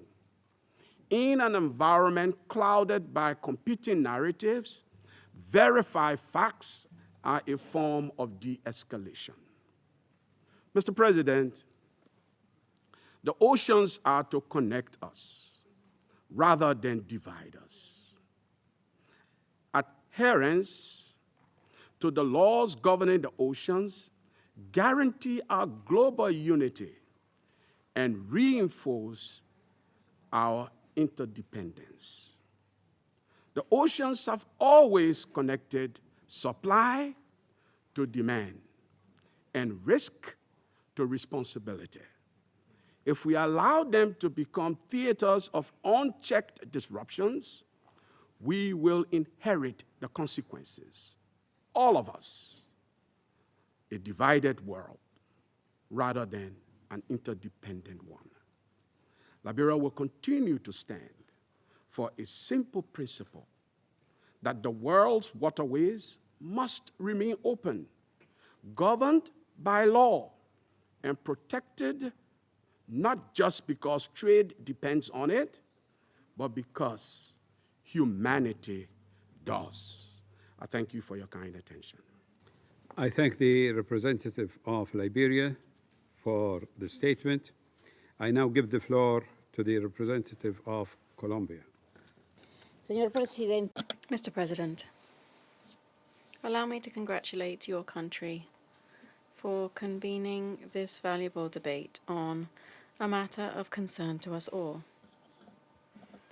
I would particularly like to thank the Secretary General and Secretary General Dominguez, as well as Mr. Childs, for their informative briefings. Colombia recognizes the strategic importance of straits for international trade and energy security. Any disruption to maritime security has impacts that are often felt beyond the region in which they occur, having a disproportionate effect on developing countries.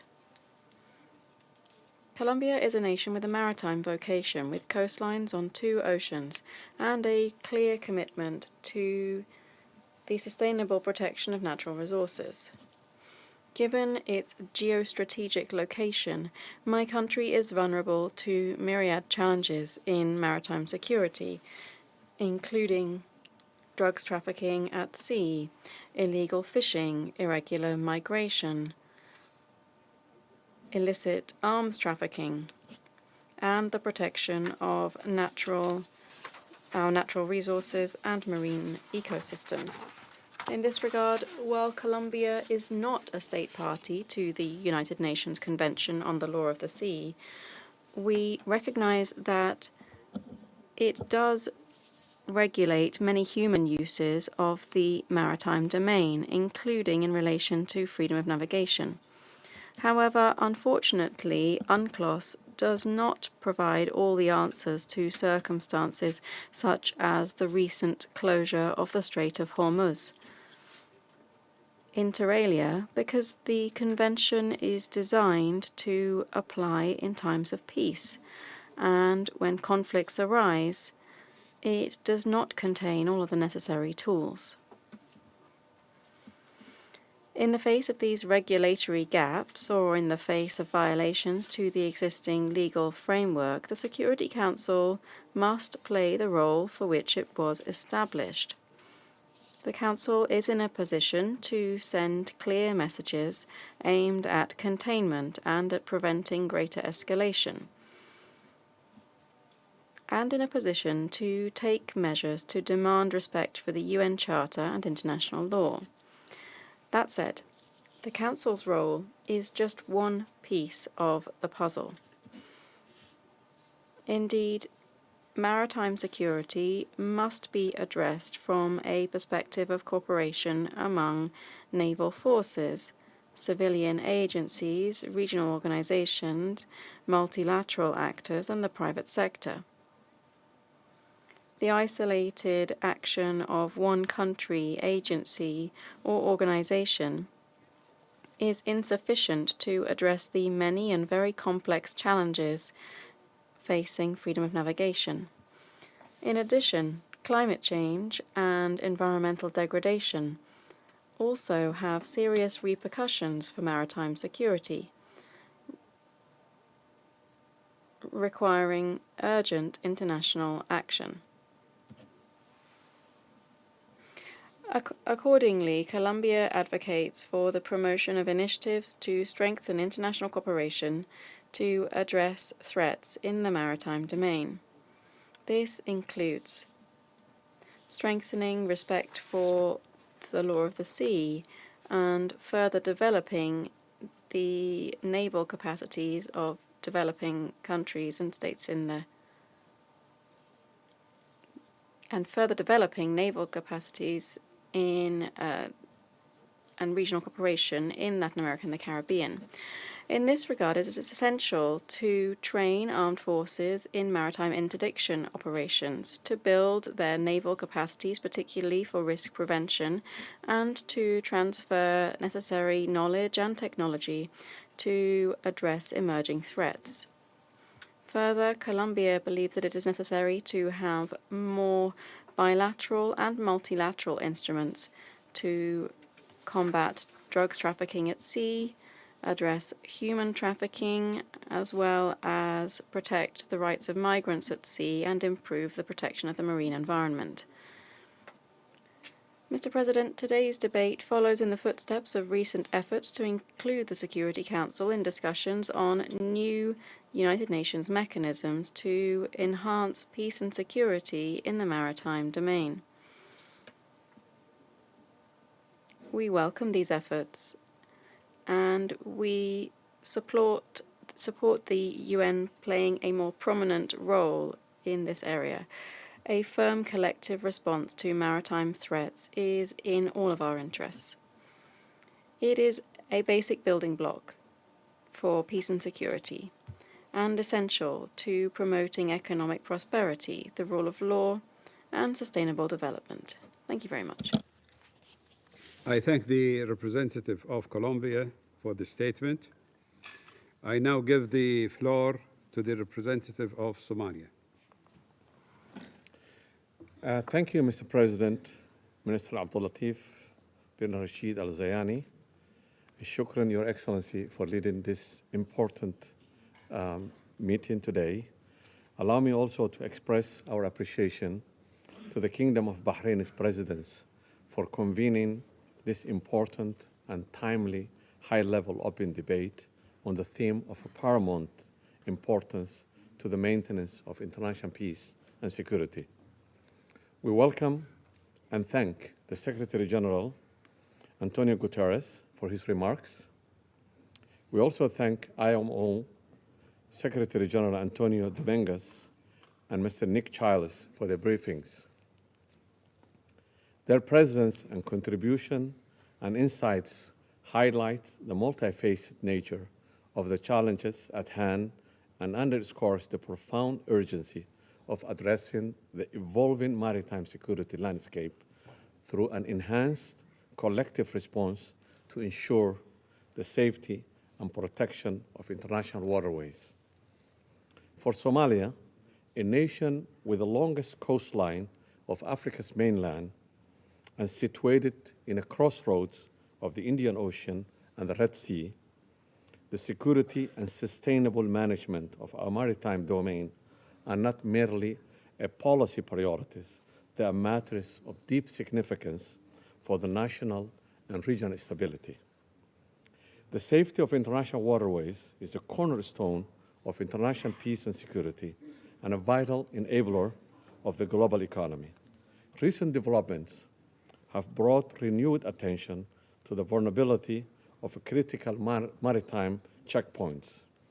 These critical routes serve as a major transit paths for global energy flows and movement of goods, including bulk of commodities, agricultural shipments, and manufacturing materials that are essential to global supply of chains. In that regard, I would like to offer the following points. First, upholding international law remains fundamental and the bedrock of maritime governance. United Nations Convention on the Law of the Sea, UNCLOS, and other relevant instruments provide the definitive legal framework for maritime governance applicable to all activities in the oceans and seas, including the regulation of a passage through waterways used for international navigations. Somalia underscores the absolute necessity of reaffirming our commitment to this framework and upholding the freedom of navigation while respecting the navigational rights and freedoms of merchants and commercial vessels as emphasized in recent Council resolutions.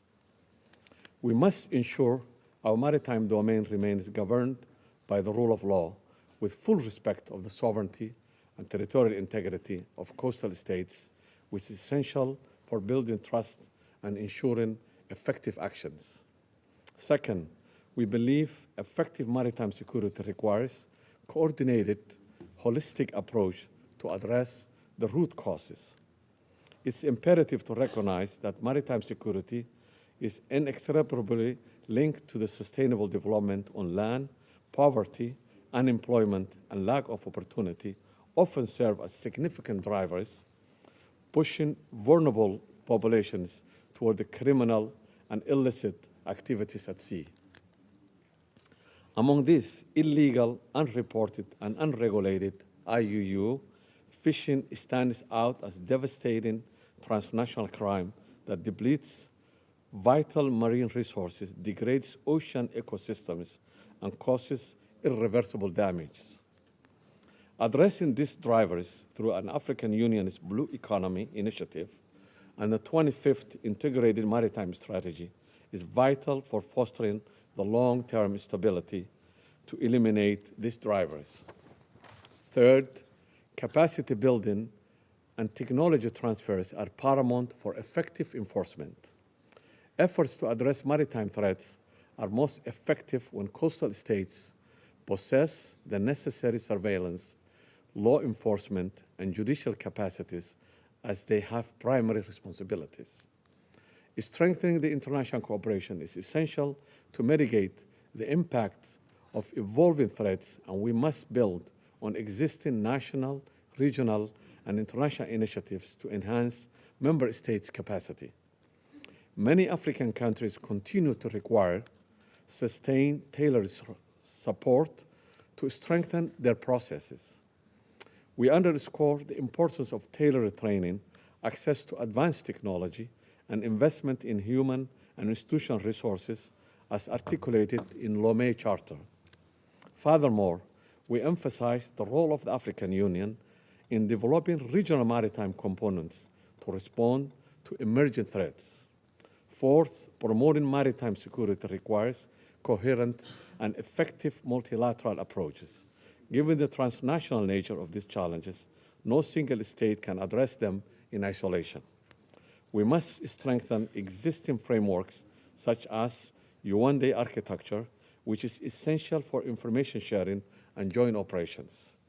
While the responsibility of maritime security rests first and foremost with littoral states, it must be supported by a robust international cooperation and partnership that respect the sovereignty and the leadership of those states in the region.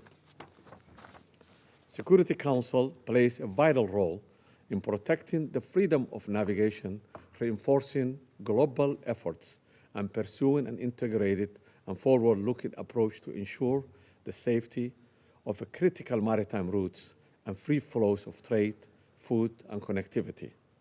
To conclude, Mr. President, Somalia is mindful of our shared responsibility for the security and stability of our oceans and seas.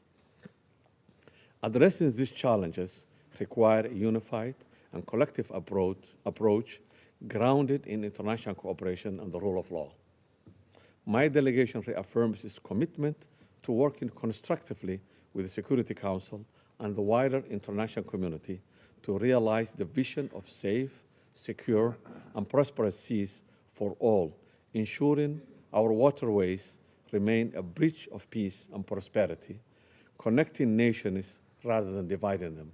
I thank you. I thank the representative of Somalia for the statement. I now give the floor to the representative of Democratic Republic of the Congo. Monsieur le Président, la République. Mr. President, the Democratic Republic of the Congo wishes to warmly welcome you, Abdulatif bin Rashid Al Zayani, Minister for Foreign Affairs of the Kingdom of Bahrain.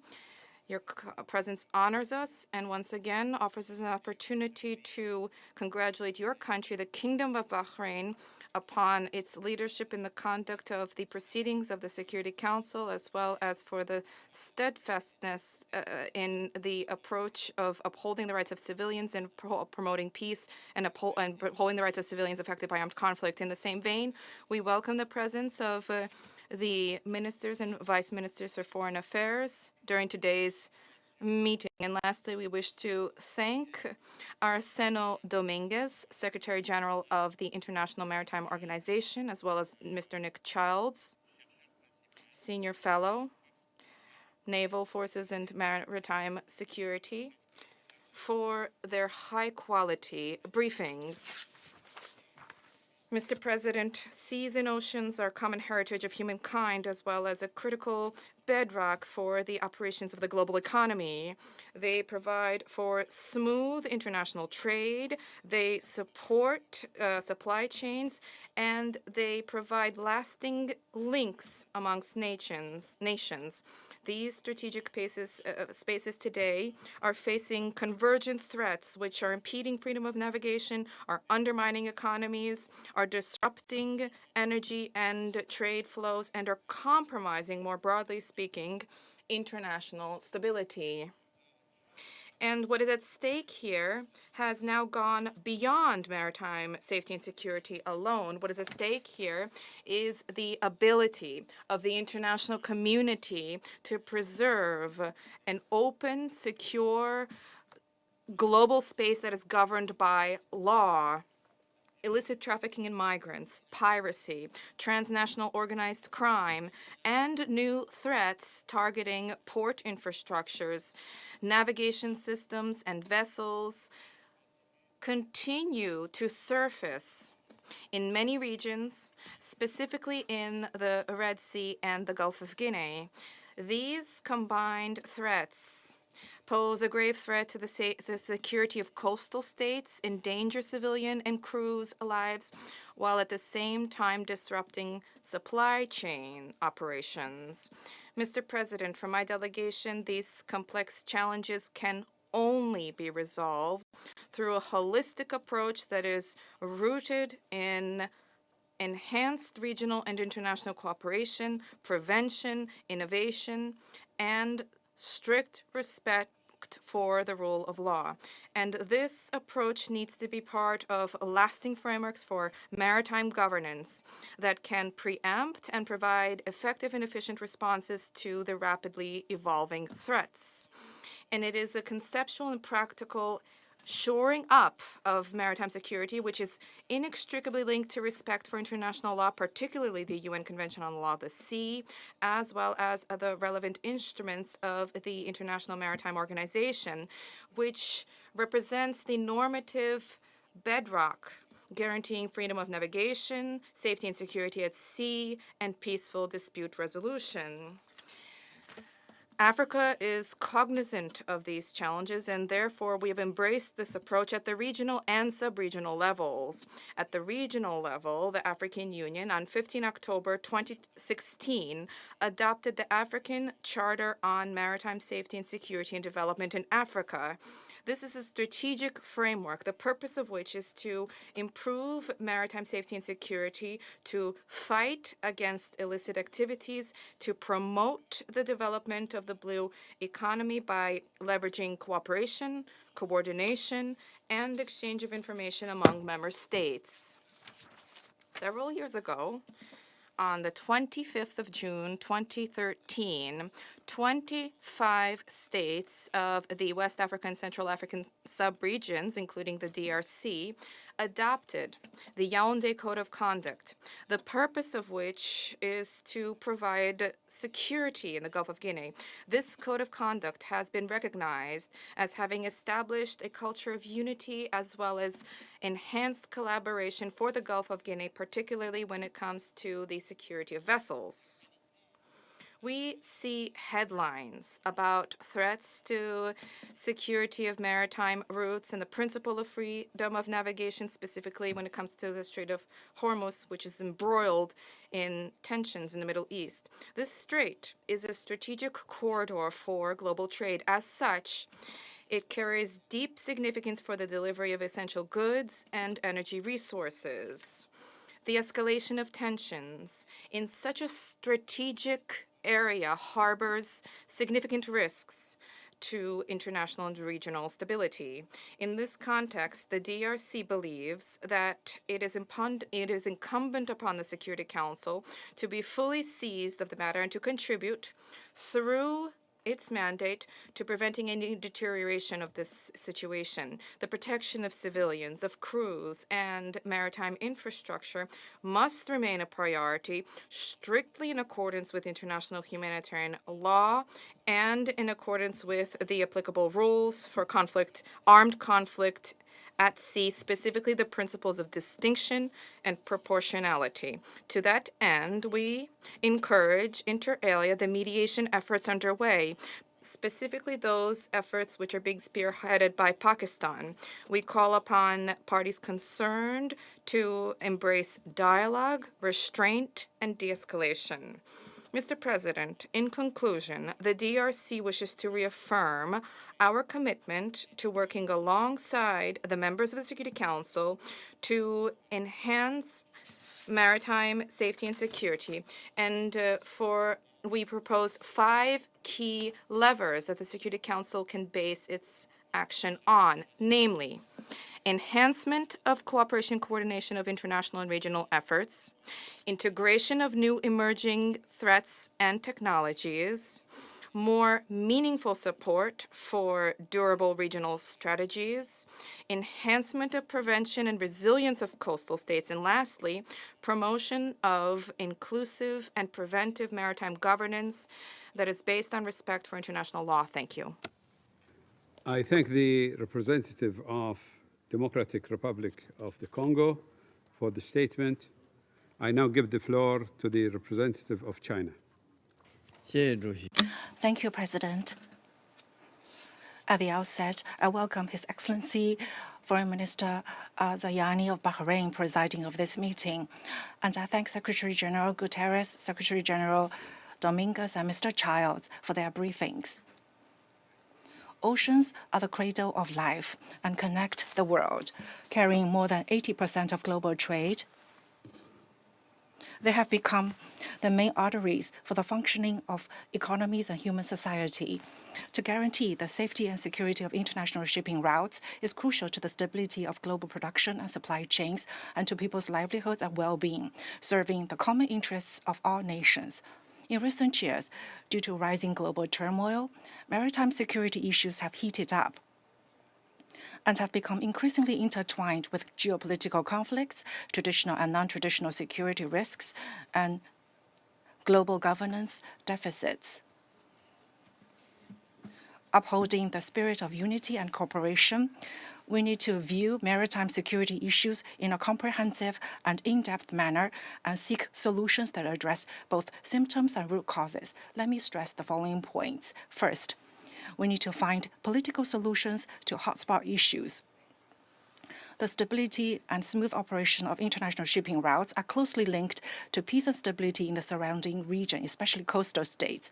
Only through dialogue and consultation can we de-escalate hotspot issues and create an enabling environment for the safety of these routes. Excessive use of military means cannot fundamentally resolve risks. Rather, it will exacerbate tensions and confrontation and create even greater security crises. The Strait of Hormuz is a vital corridor for the international trade of goods and energy, and maintaining security, stability, and unimpeded passage in this region is in the common interest of the international community. The root cause of this blocked strait is the illegal military actions launched by the US and Israel against Iran. Despite the recently concluded ceasefire arrangement, the US has stepped up its military deployment and imposed targeted blockade. This is dangerous and irresponsible behavior. The solution to ending the blockade in this strait is to achieve a comprehensive and lasting ceasefire as soon as possible, so as to restore peace and stability in the Gulf region and the Middle East. China commends Pakistan and others for their role as mediators and urges relevant parties to resolve disputes and conflicts by political and diplomatic means. China opposes any moves that could undermine the ceasefire and lead to escalation and confrontation, guided by the spirit of the four-point plan for Middle East peace put forward by President Xi Jinping, namely upholding the principles of peaceful coexistence, national sovereignty, international rule of law, and a balanced approach to development and security. China will continue to play a constructive role in promoting regional peace and stability. Second, we must firmly uphold the international rule of law. UNCLOS, together with relevant international treaties and customary international law, collectively form the foundation of today's international maritime order. All countries should interpret and apply the Convention fully, accurately, and in good faith, and refrain from selective application and double standards. Everyone should exercise the rights to freedom of navigation granted by international law in good faith, earnestly respect the sovereignty, security, and legitimate rights and interests of coastal states, and ensure the smooth flow of normal maritime trade and navigation. Third, we must combat maritime crime in accordance with the law. According to reports from relevant agencies, the world saw 137 incidents of piracy and armed robbery at sea last year, the highest in the past 5 years. Criminal groups and terrorist forces are increasingly using oceans as their key channels for illicit activities such as trafficking of drugs, arms, and humans. By observing the framework of international law, all countries should combat maritime crime in accordance with laws and regulations, while respecting the flag state's exclusive jurisdiction over its own vessels. At the same time, we need to actively support coastal states' economic development and improvement of lives, thereby eliminating the breeding ground of crime and turmoil. Fourth, we need to consistently improve global governance. Oceans are the shared home of all humanity. Only by following the principle of consultation, cooperation, and shared benefits, and by promoting the establishment of a more just and reasonable global ocean governance system, can we truly realize the beautiful vision of maritime peace and security and a thriving maritime economy. All countries should support the UN in playing a central role and continue to advance the process of international lawmaking and rulemaking, and actively address emerging challenges, including marine ecological conservation and sea level rising. Upholding the principles of openness, inclusiveness, and win-win cooperation, we need to further boost maritime connectivity and infrastructure development and promote the sustainable and rational use of marine resources. President, as always, China, being a staunch defender and contributor for the international maritime law, has taken concrete actions to uphold the authority and integrity of the UNCLOS, and was among the first to sign and ratify the Convention on Biological Diversity. China has been playing an active role in such areas as safety of maritime navigation, disaster reduction and prevention, and ecological conservation. China has dispatched 48 naval escort task forces to the Gulf of Aden and Somali waters to carry out routine escort missions. China is also an active participant in the UN's Ocean Decade Initiative. China has issued the Belt and Road Blue Cooperation Initiative and actively supports developing countries and small island developing countries in attaining the SDGs, while providing high-quality global maritime public goods to the international community. Together with the international community, we will continue our unremitting efforts to safeguard common maritime security and build a maritime community with a shared future. Thank you, President. I thank the representative of China for the statement. I now give the floor to the representative of Greece. Your Excellency, Mr. Abdulatif bin Rashid Al Sayani, Minister for Foreign Affairs, thank you for your presence today. And I would also like to thank the Presidency of Bahrain for convening this meeting on maritime security, an issue of critical importance for international peace and security. I also wish to thank the UN Secretary General and the IMO Secretary General and Mr. Nick Childs for their insightful and comprehensive briefings. Mr. President, the high-level open debate takes place at a moment of escalating concern. Threats to maritime security are multiplying, while attacks on international shipping are growing not only more frequent, but more sophisticated and disruptive in their impact. Global shipping faces sharper, evolving, more complex threats than ever. Piracy, terrorism, proliferation of weapons of mass destruction, smuggling, and hybrid attacks targeting vessels and critical maritime infrastructure. The crisis in the Strait of Hormuz underscored the fundamental importance of securing open, safe, and unimpeded passage. Unjustified attacks on merchant vessels are clear violation of international law with far-reaching and destabilizing consequences for all. They disrupt global supply chains, threaten food and energy security, and carry profound consequences for the economic resilience for all our countries. They put seafarers directly in harm's way and lay bare the vulnerability of the system on which the global economy depends. Let us be clear. When maritime security is compromised, international peace and security is at risk. Mr. President, Greece is a leading maritime nation with a rich seafaring history and the largest merchant maritime fleet. Greek shipping accounts for over 20% of the global and 61% of the European Union fleet. As an elected member of the Security Council, Greece is firmly committed to safeguarding maritime security, ensuring that international maritime routes stay open, secure, resilient under all circumstances. Freedom of navigation is not only a long-standing principle of international law, it is the backbone of global stability.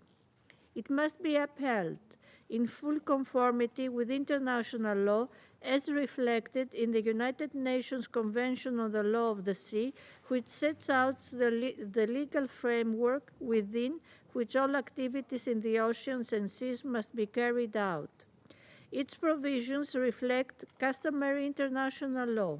In this context, the message is straightforward. Transit should be safeguarded and should not be restricted or obstructed. To this end, Greece contributes actively to collective efforts to enhance maritime security. We participate in EU Operation Atalanta and the EU Operation Irini, and we play a leading role in the EU Operation Aspides in the Red Sea region. Mr. President, no single actor can meet these challenges alone. Effective responses require strengthened international cooperation, coordination and information sharing, building on existing initiatives by states and international organizations. The International Maritime Organization remains central to these efforts. We welcome the outcome of its extraordinary session of the 18th of March on the impact of recent developments on shipping and seafarers, and we join its call for an immediate end to attacks affecting innocent seafarers. We also welcome the recent conference convened by France and the UK in Paris and the efforts to strengthen international cooperation to protect freedom of navigation and enhance protection of maritime waterways. Looking ahead, there is scope to further strengthen maritime domain awareness and information sharing at the global level. In this regard, Greece sees merit in exploring more structured and system-wide approaches within the United Nations, building on existing efforts to enhance coordination and support member states in addressing maritime security threats. Emerging and new technologies, including artificial intelligence, can serve as force multipliers, provided that they are deployed in full respect of international law. These technologies enhance monitoring, improve information sharing, and facilitate operational coordination. We stand ready to actively contribute to discussions and help chart a path towards developing collectively effective mechanisms to ensure that emerging technologies reinforce international peace, security, and human dignity. In conclusion, Mr. President, maritime security is not a peripheral issue. It is a core component of international peace and security. The Security Council cannot remain indifferent to developments that directly affect international peace and security, global trade, energy security, and economic stability, which have far-reaching repercussions for humanity as a whole. Greece remains committed to working with all partners to ensure that the seas remain open, secure, and governed by rules. Respect for international law, is not optional, it is indispensable. I thank you. The representative of Greece for the statement. I now give the floor to the representative of Denmark. Thank you, Mr. President. And let me also thank the Secretary General and the Secretary General of the International Maritime Organization, as well as Mr. Childs, for their insightful remarks. Peace and security do not end at our respective shorelines. Maritime security is not just a regional concern, but a global imperative underpinning international peace as well as economic development and stability. Foreign Minister Asayani, Denmark therefore welcomes this open debate and thanks you and the Kingdom of Bahrain for maintaining the attention of the Security Council to this critical topic. Mr. President, in recent weeks, much of this Council's attention has been dedicated to the worrying situation in the Strait of Hormuz. Denmark has continuously called for the respect for freedom of navigation. This is a cornerstone of international law and is enshrined in the UN Convention on the Law of the Sea. The denial of the right of transit passage in the Strait has had dramatic consequences across the globe. In concrete terms, seafarers have been left stranded on vessels for weeks. Regional countries have been unable to exercise their unimpedable right to access the high seas essential for trade that sustains their daily lives. The poorest across the globe have been hit hardest, now facing a sharp increase in energy costs and lacking access to critical fertilizers, making food insecurity a very real and imminent threat. In light of this, Denmark welcomed and joined the French-British initiative for an international summit of the Strait of Hormuz on 17 April.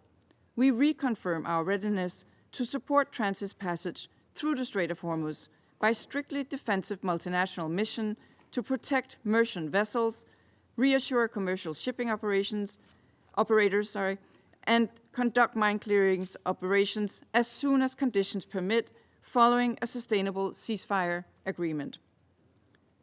Mr. President, in a broader perspective, Denmark's approach to maritime security has been consistent for decades.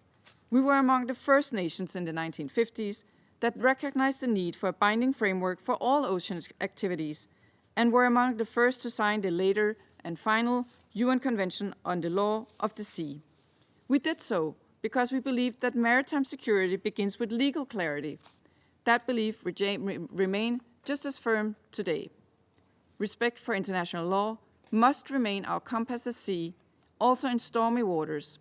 In this context, UNCLOS remain the relevant legal framework that must be respected, implemented, and defended. Mr. President, as we've heard this morning, we also need to recognize and respond to emerging, complex, and growing maritime security threats. Denmark is particularly concerned by the risk that shadow fleets pose both in our immediate neighborhood, the Baltic Sea and the North Sea, as well as elsewhere in the world, circumventing international sanctions.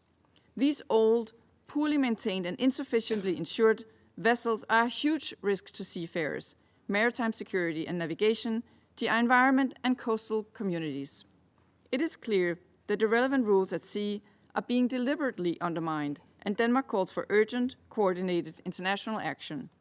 More cooperation is required to improve environmental protection, registry integrity, capacity building, and to counter unlawful operations. The IMO's work is essential in ensuring that the necessary measures are taken to close loopholes. Protecting critical undersea infrastructure is equally vital in our interconnected world. Recurring incidents on underwater cables and pipelines, often by flagless vessels or clandestine actors, have undermined the need for a collective response to enhance the protection of this essential infrastructure. Mr. President, in closing, recent events have demonstrated clearly that the challenge we face at sea transcend national borders and demand a coordinated response and sustained attention from this Council. Denmark will continue to support a comprehensive approach to maritime security and work in partnership with other countries to ensure our oceans remain a source of connection and economic prosperity for all, rather than of conflict and insecurity. I thank you. I thank the representative of Denmark for the statement. I now give the floor to His Excellency Mr. Pablo Corno, Minister for Foreign Affairs, International Trade, and worship of Argentina.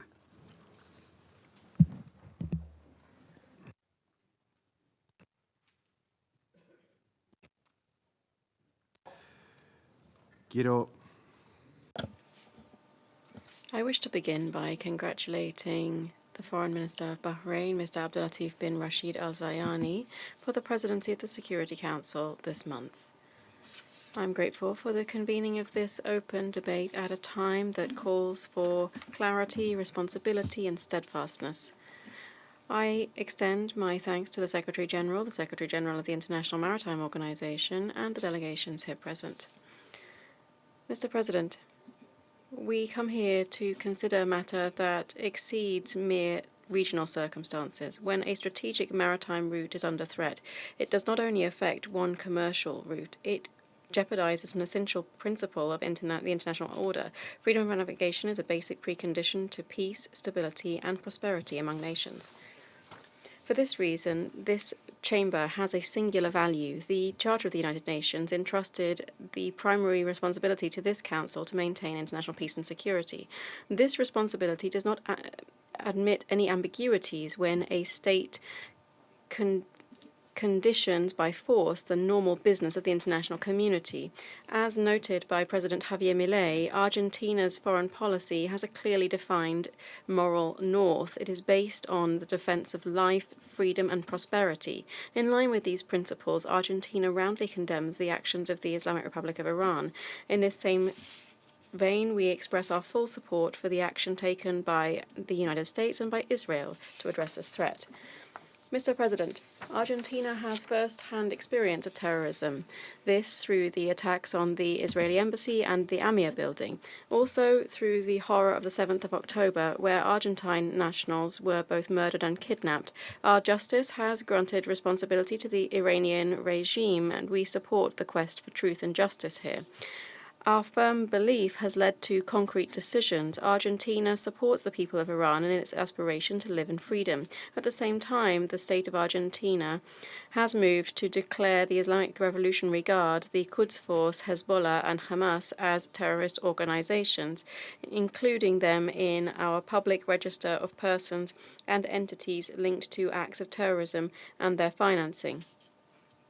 Most recently, it has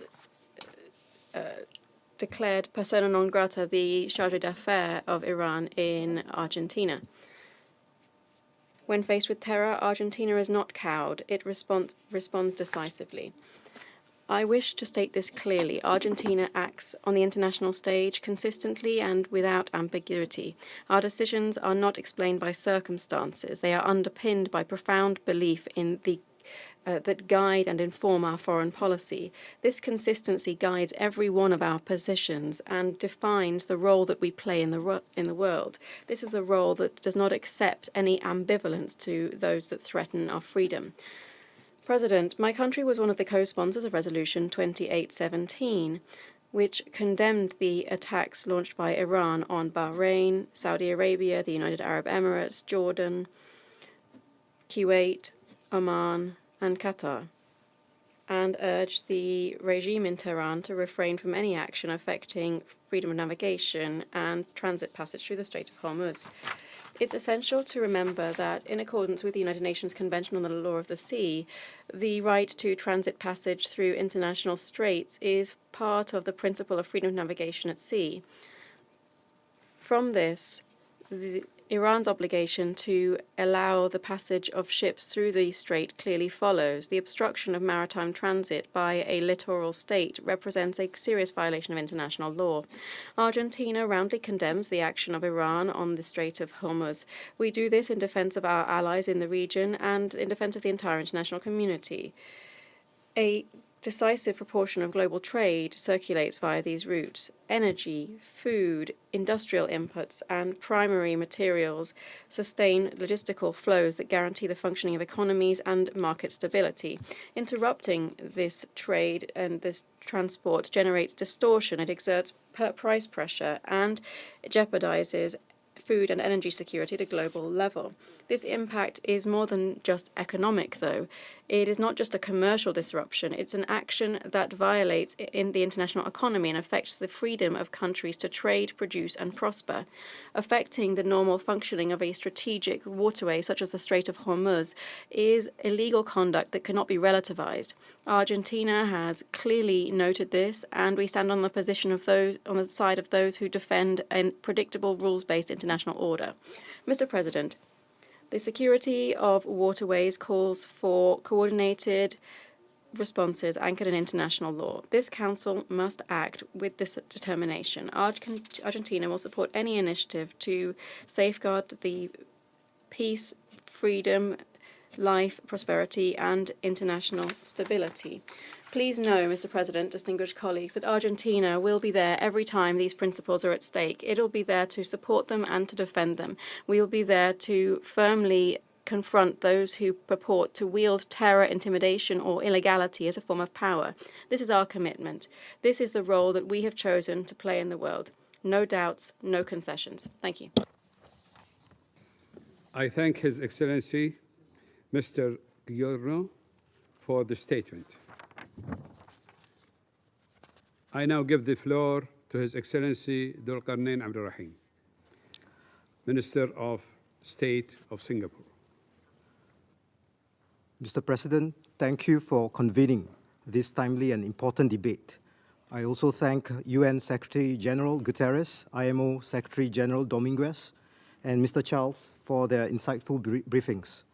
I have the honor to deliver this statement on behalf of Fiji, Jamaica, Malta, and my own country, Singapore. Our 4 countries played active roles in the negotiation, drafting, and conclusion of the United Nations Convention on the Law of the Sea, UNCLOS, and remain committed to upholding it as the legal framework within which all activities in the oceans and seas must be carried out. Although it has been more than 30 years since the convention entered into force, we continue to face threats to the navigational rights and freedoms of vessels through international waterways. The global energy and trade crisis stemming from disruptions in and around the Strait of Hormuz has brought these vulnerabilities into sharp relief. In our interconnected global economy, no country has been spared the economic and humanitarian impact of this crisis. In particular, the disruption to supply chains has had an outsized impact on many small island nations and developing states with import-dependent economies. Over time, a crisis like this can also have far-reaching implications for global peace and security, increasing the risk of armed conflict and instability. The unlawful restriction on the flows of trade, energy, and critical supplies imposes a cost that we cannot afford. It is therefore in our collective interest to uphold navigational rights and freedoms, to ensure that critical sea lanes remain open, secure, and accessible to all. The Strait of Hormuz is a strait used for international navigation, through which the right of transit passage applies under UNCLOS. This right is also applicable as customary international law, which binds all states, even if they are not parties to UNCLOS.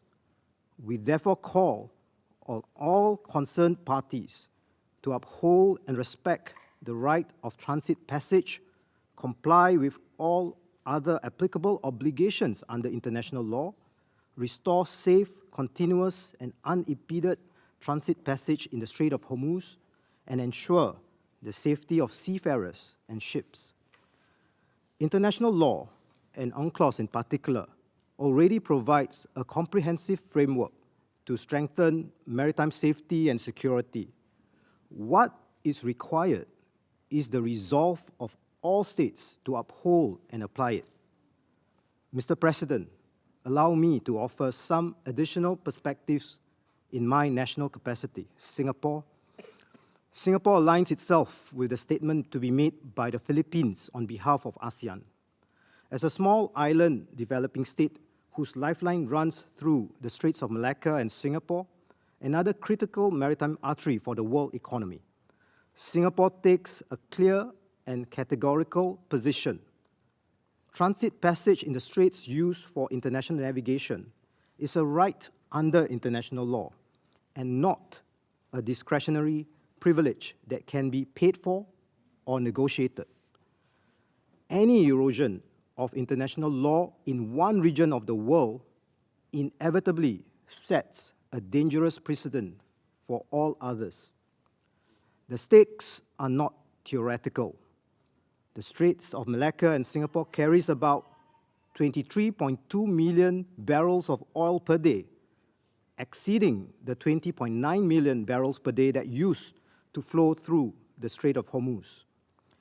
At its narrowest point, the Straits of Malacca and Singapore stretches only two nautical miles in width. If the right of transit passage is not upheld, international navigation in the straits could be completely disrupted. For Singapore and the world, the transit passage regime in UNCLOS is not an abstract question of legal doctrine, but one with real implications for global economic security and international stability. It is for this reason that Singapore strongly supported the declaration adopted by the International Maritime Organization Council on 19th of March 2026, which reaffirms that the exercise of navigational rights and freedoms by merchant and commercial vessels in accordance with international law must be respected. It is clear that we all stand to benefit from the safety and protection of critical waterways. We must work together to this end, and there are opportunities to do so. For example, the traffic separation scheme in the Straits of Malacca and Singapore, adopted by the IMO in 1977 on a joint proposal of Indonesia, Malaysia, and Singapore, continues to regulate the safe and orderly passage of over 100,000 vessels a year. Building on this foundation, the cooperative mechanism on safety of navigation and environmental protection in the Straits of Malacca and Singapore was established in 2007 as the first practical implementation of Article 43 of UNCLOS, which provides for cooperation between user states and states bordering a strait.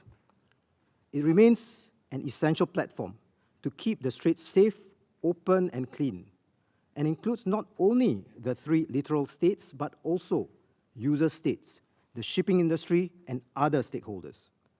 The cooperative mechanism reflects the commitment of the 3 littoral states to abide by international law, including UNCLOS, and to work together in consensus on the effective management of the straits. Singapore will continue to contribute to the efforts of the international community to uphold a free and open Strait of Hormuz, support the shipping industry, and ensure the safety of all seafarers. Ultimately, we hope for a diplomatic solution to the ongoing conflict in the Middle East, which will bring lasting peace and stability to our global commons. I thank you.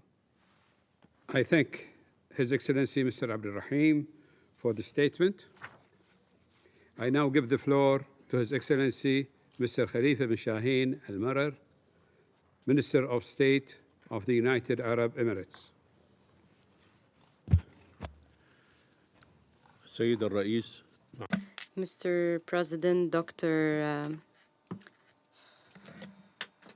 Abdul Latif, at the outset of my statement, I would like to express my gratitude to Your Excellency for convening this open debate at this critical juncture. I congratulate the sisterly Kingdom of Bahrain for its distinguished efforts as President of the Council during April.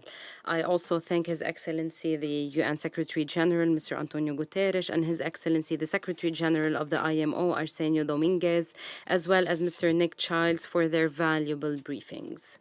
Mr. President, in recent years, this Council has taken significant steps to address a number of developments threatening maritime security. Perhaps most notably, the efforts it recently made in the context of the vicious Iranian attacks against the Gulf states and Jordan, as well as the threats from the Islamic Republic of Iran's deliberate obstruction of international navigation through the Strait of Hormuz. These efforts were manifested through the Council's adoption of Resolution 2817, which condemned any measures or threats by Iran aimed at closing, obstructing, or interfering with international navigation through the Strait of Hormuz, and called on Iran to immediately refrain from such measures and threats, emphasizing that Iran's obstruction of transit passage or freedom of navigation in the Strait of Hormuz is a serious threat to international peace and security. Similarly, recent resolutions issued by the Council of the IMO, its legal committee, and the UN Human Rights Council regarding Iran's actions in the Strait once again reflect the international community's unified position in demanding that Iran cease its unlawful actions in and around the Strait of Hormuz, and to ensure that the strait remains open and that transit passage through it remains unrestricted in accordance with international law. Nevertheless, Iran continues to prevent freedom of navigation through the strait in flagrant defiance of these resolutions, particularly UN Security Council's binding resolution 2817, by imposing illegal fees on transiting vessels, unlawfully obstructing navigation through attacks, threats, and mine laying, in addition to impeding the right of transit passage and practicing discrimination in form and substance against foreign vessels in clear violation of international law, as well as seeking to entrench its permanent control over navigation through the Strait of Hormuz. In light of this economic coercion and flagrant violations of international law, my country holds Iran responsible and affirms that Iran is obligated to provide compensation for all damages resulting from its internationally wrongful actions, including the consequences of such behavior on the sea and the maritime environment. Given the vital importance of this strait, the consequences of its closure have already begun to manifest globally and will be profound and far-reaching, impacting energy security, supply chains, and the security of food and fertilizers essential for agriculture, particularly in the countries of the Global South, and extremely grave repercussions on the international economy. Undoubtedly, allowing Iran to use this international strait as a tool for leverage and to achieve political gains would undermine the stability and security required by the international order and global trade on which the international community relies. If Iran is permitted to continue closing the strait, it would set a dangerous precedent that would erode the freedom of navigation in vital international waterways around the world. Iran's actions underscore the need for collective action to achieve a lasting solution that guarantees freedom of navigation and the right of transit passage through the Strait of Hormuz unconditionally and sustainably. Our position regarding the strait is firmly grounded in international law. The UAE is ready to participate in efforts to ensure that the Strait of Hormuz remains open and preserving freedom of navigation and the right of transit passage. We call on Iran to fully and immediately comply with Security Council Resolution 2817. We call on Iran to cease all actions and threats against international navigation, particularly transit passage through the Strait of Hormuz. We urge the Council to adopt a position that safeguards the exercise of these freedoms by states and deters Iran's violations in this regard. Thank you, Mr. President. His Excellency Mr. Al-Marar for the statement. There are still a number of speakers remaining on my list for this meeting.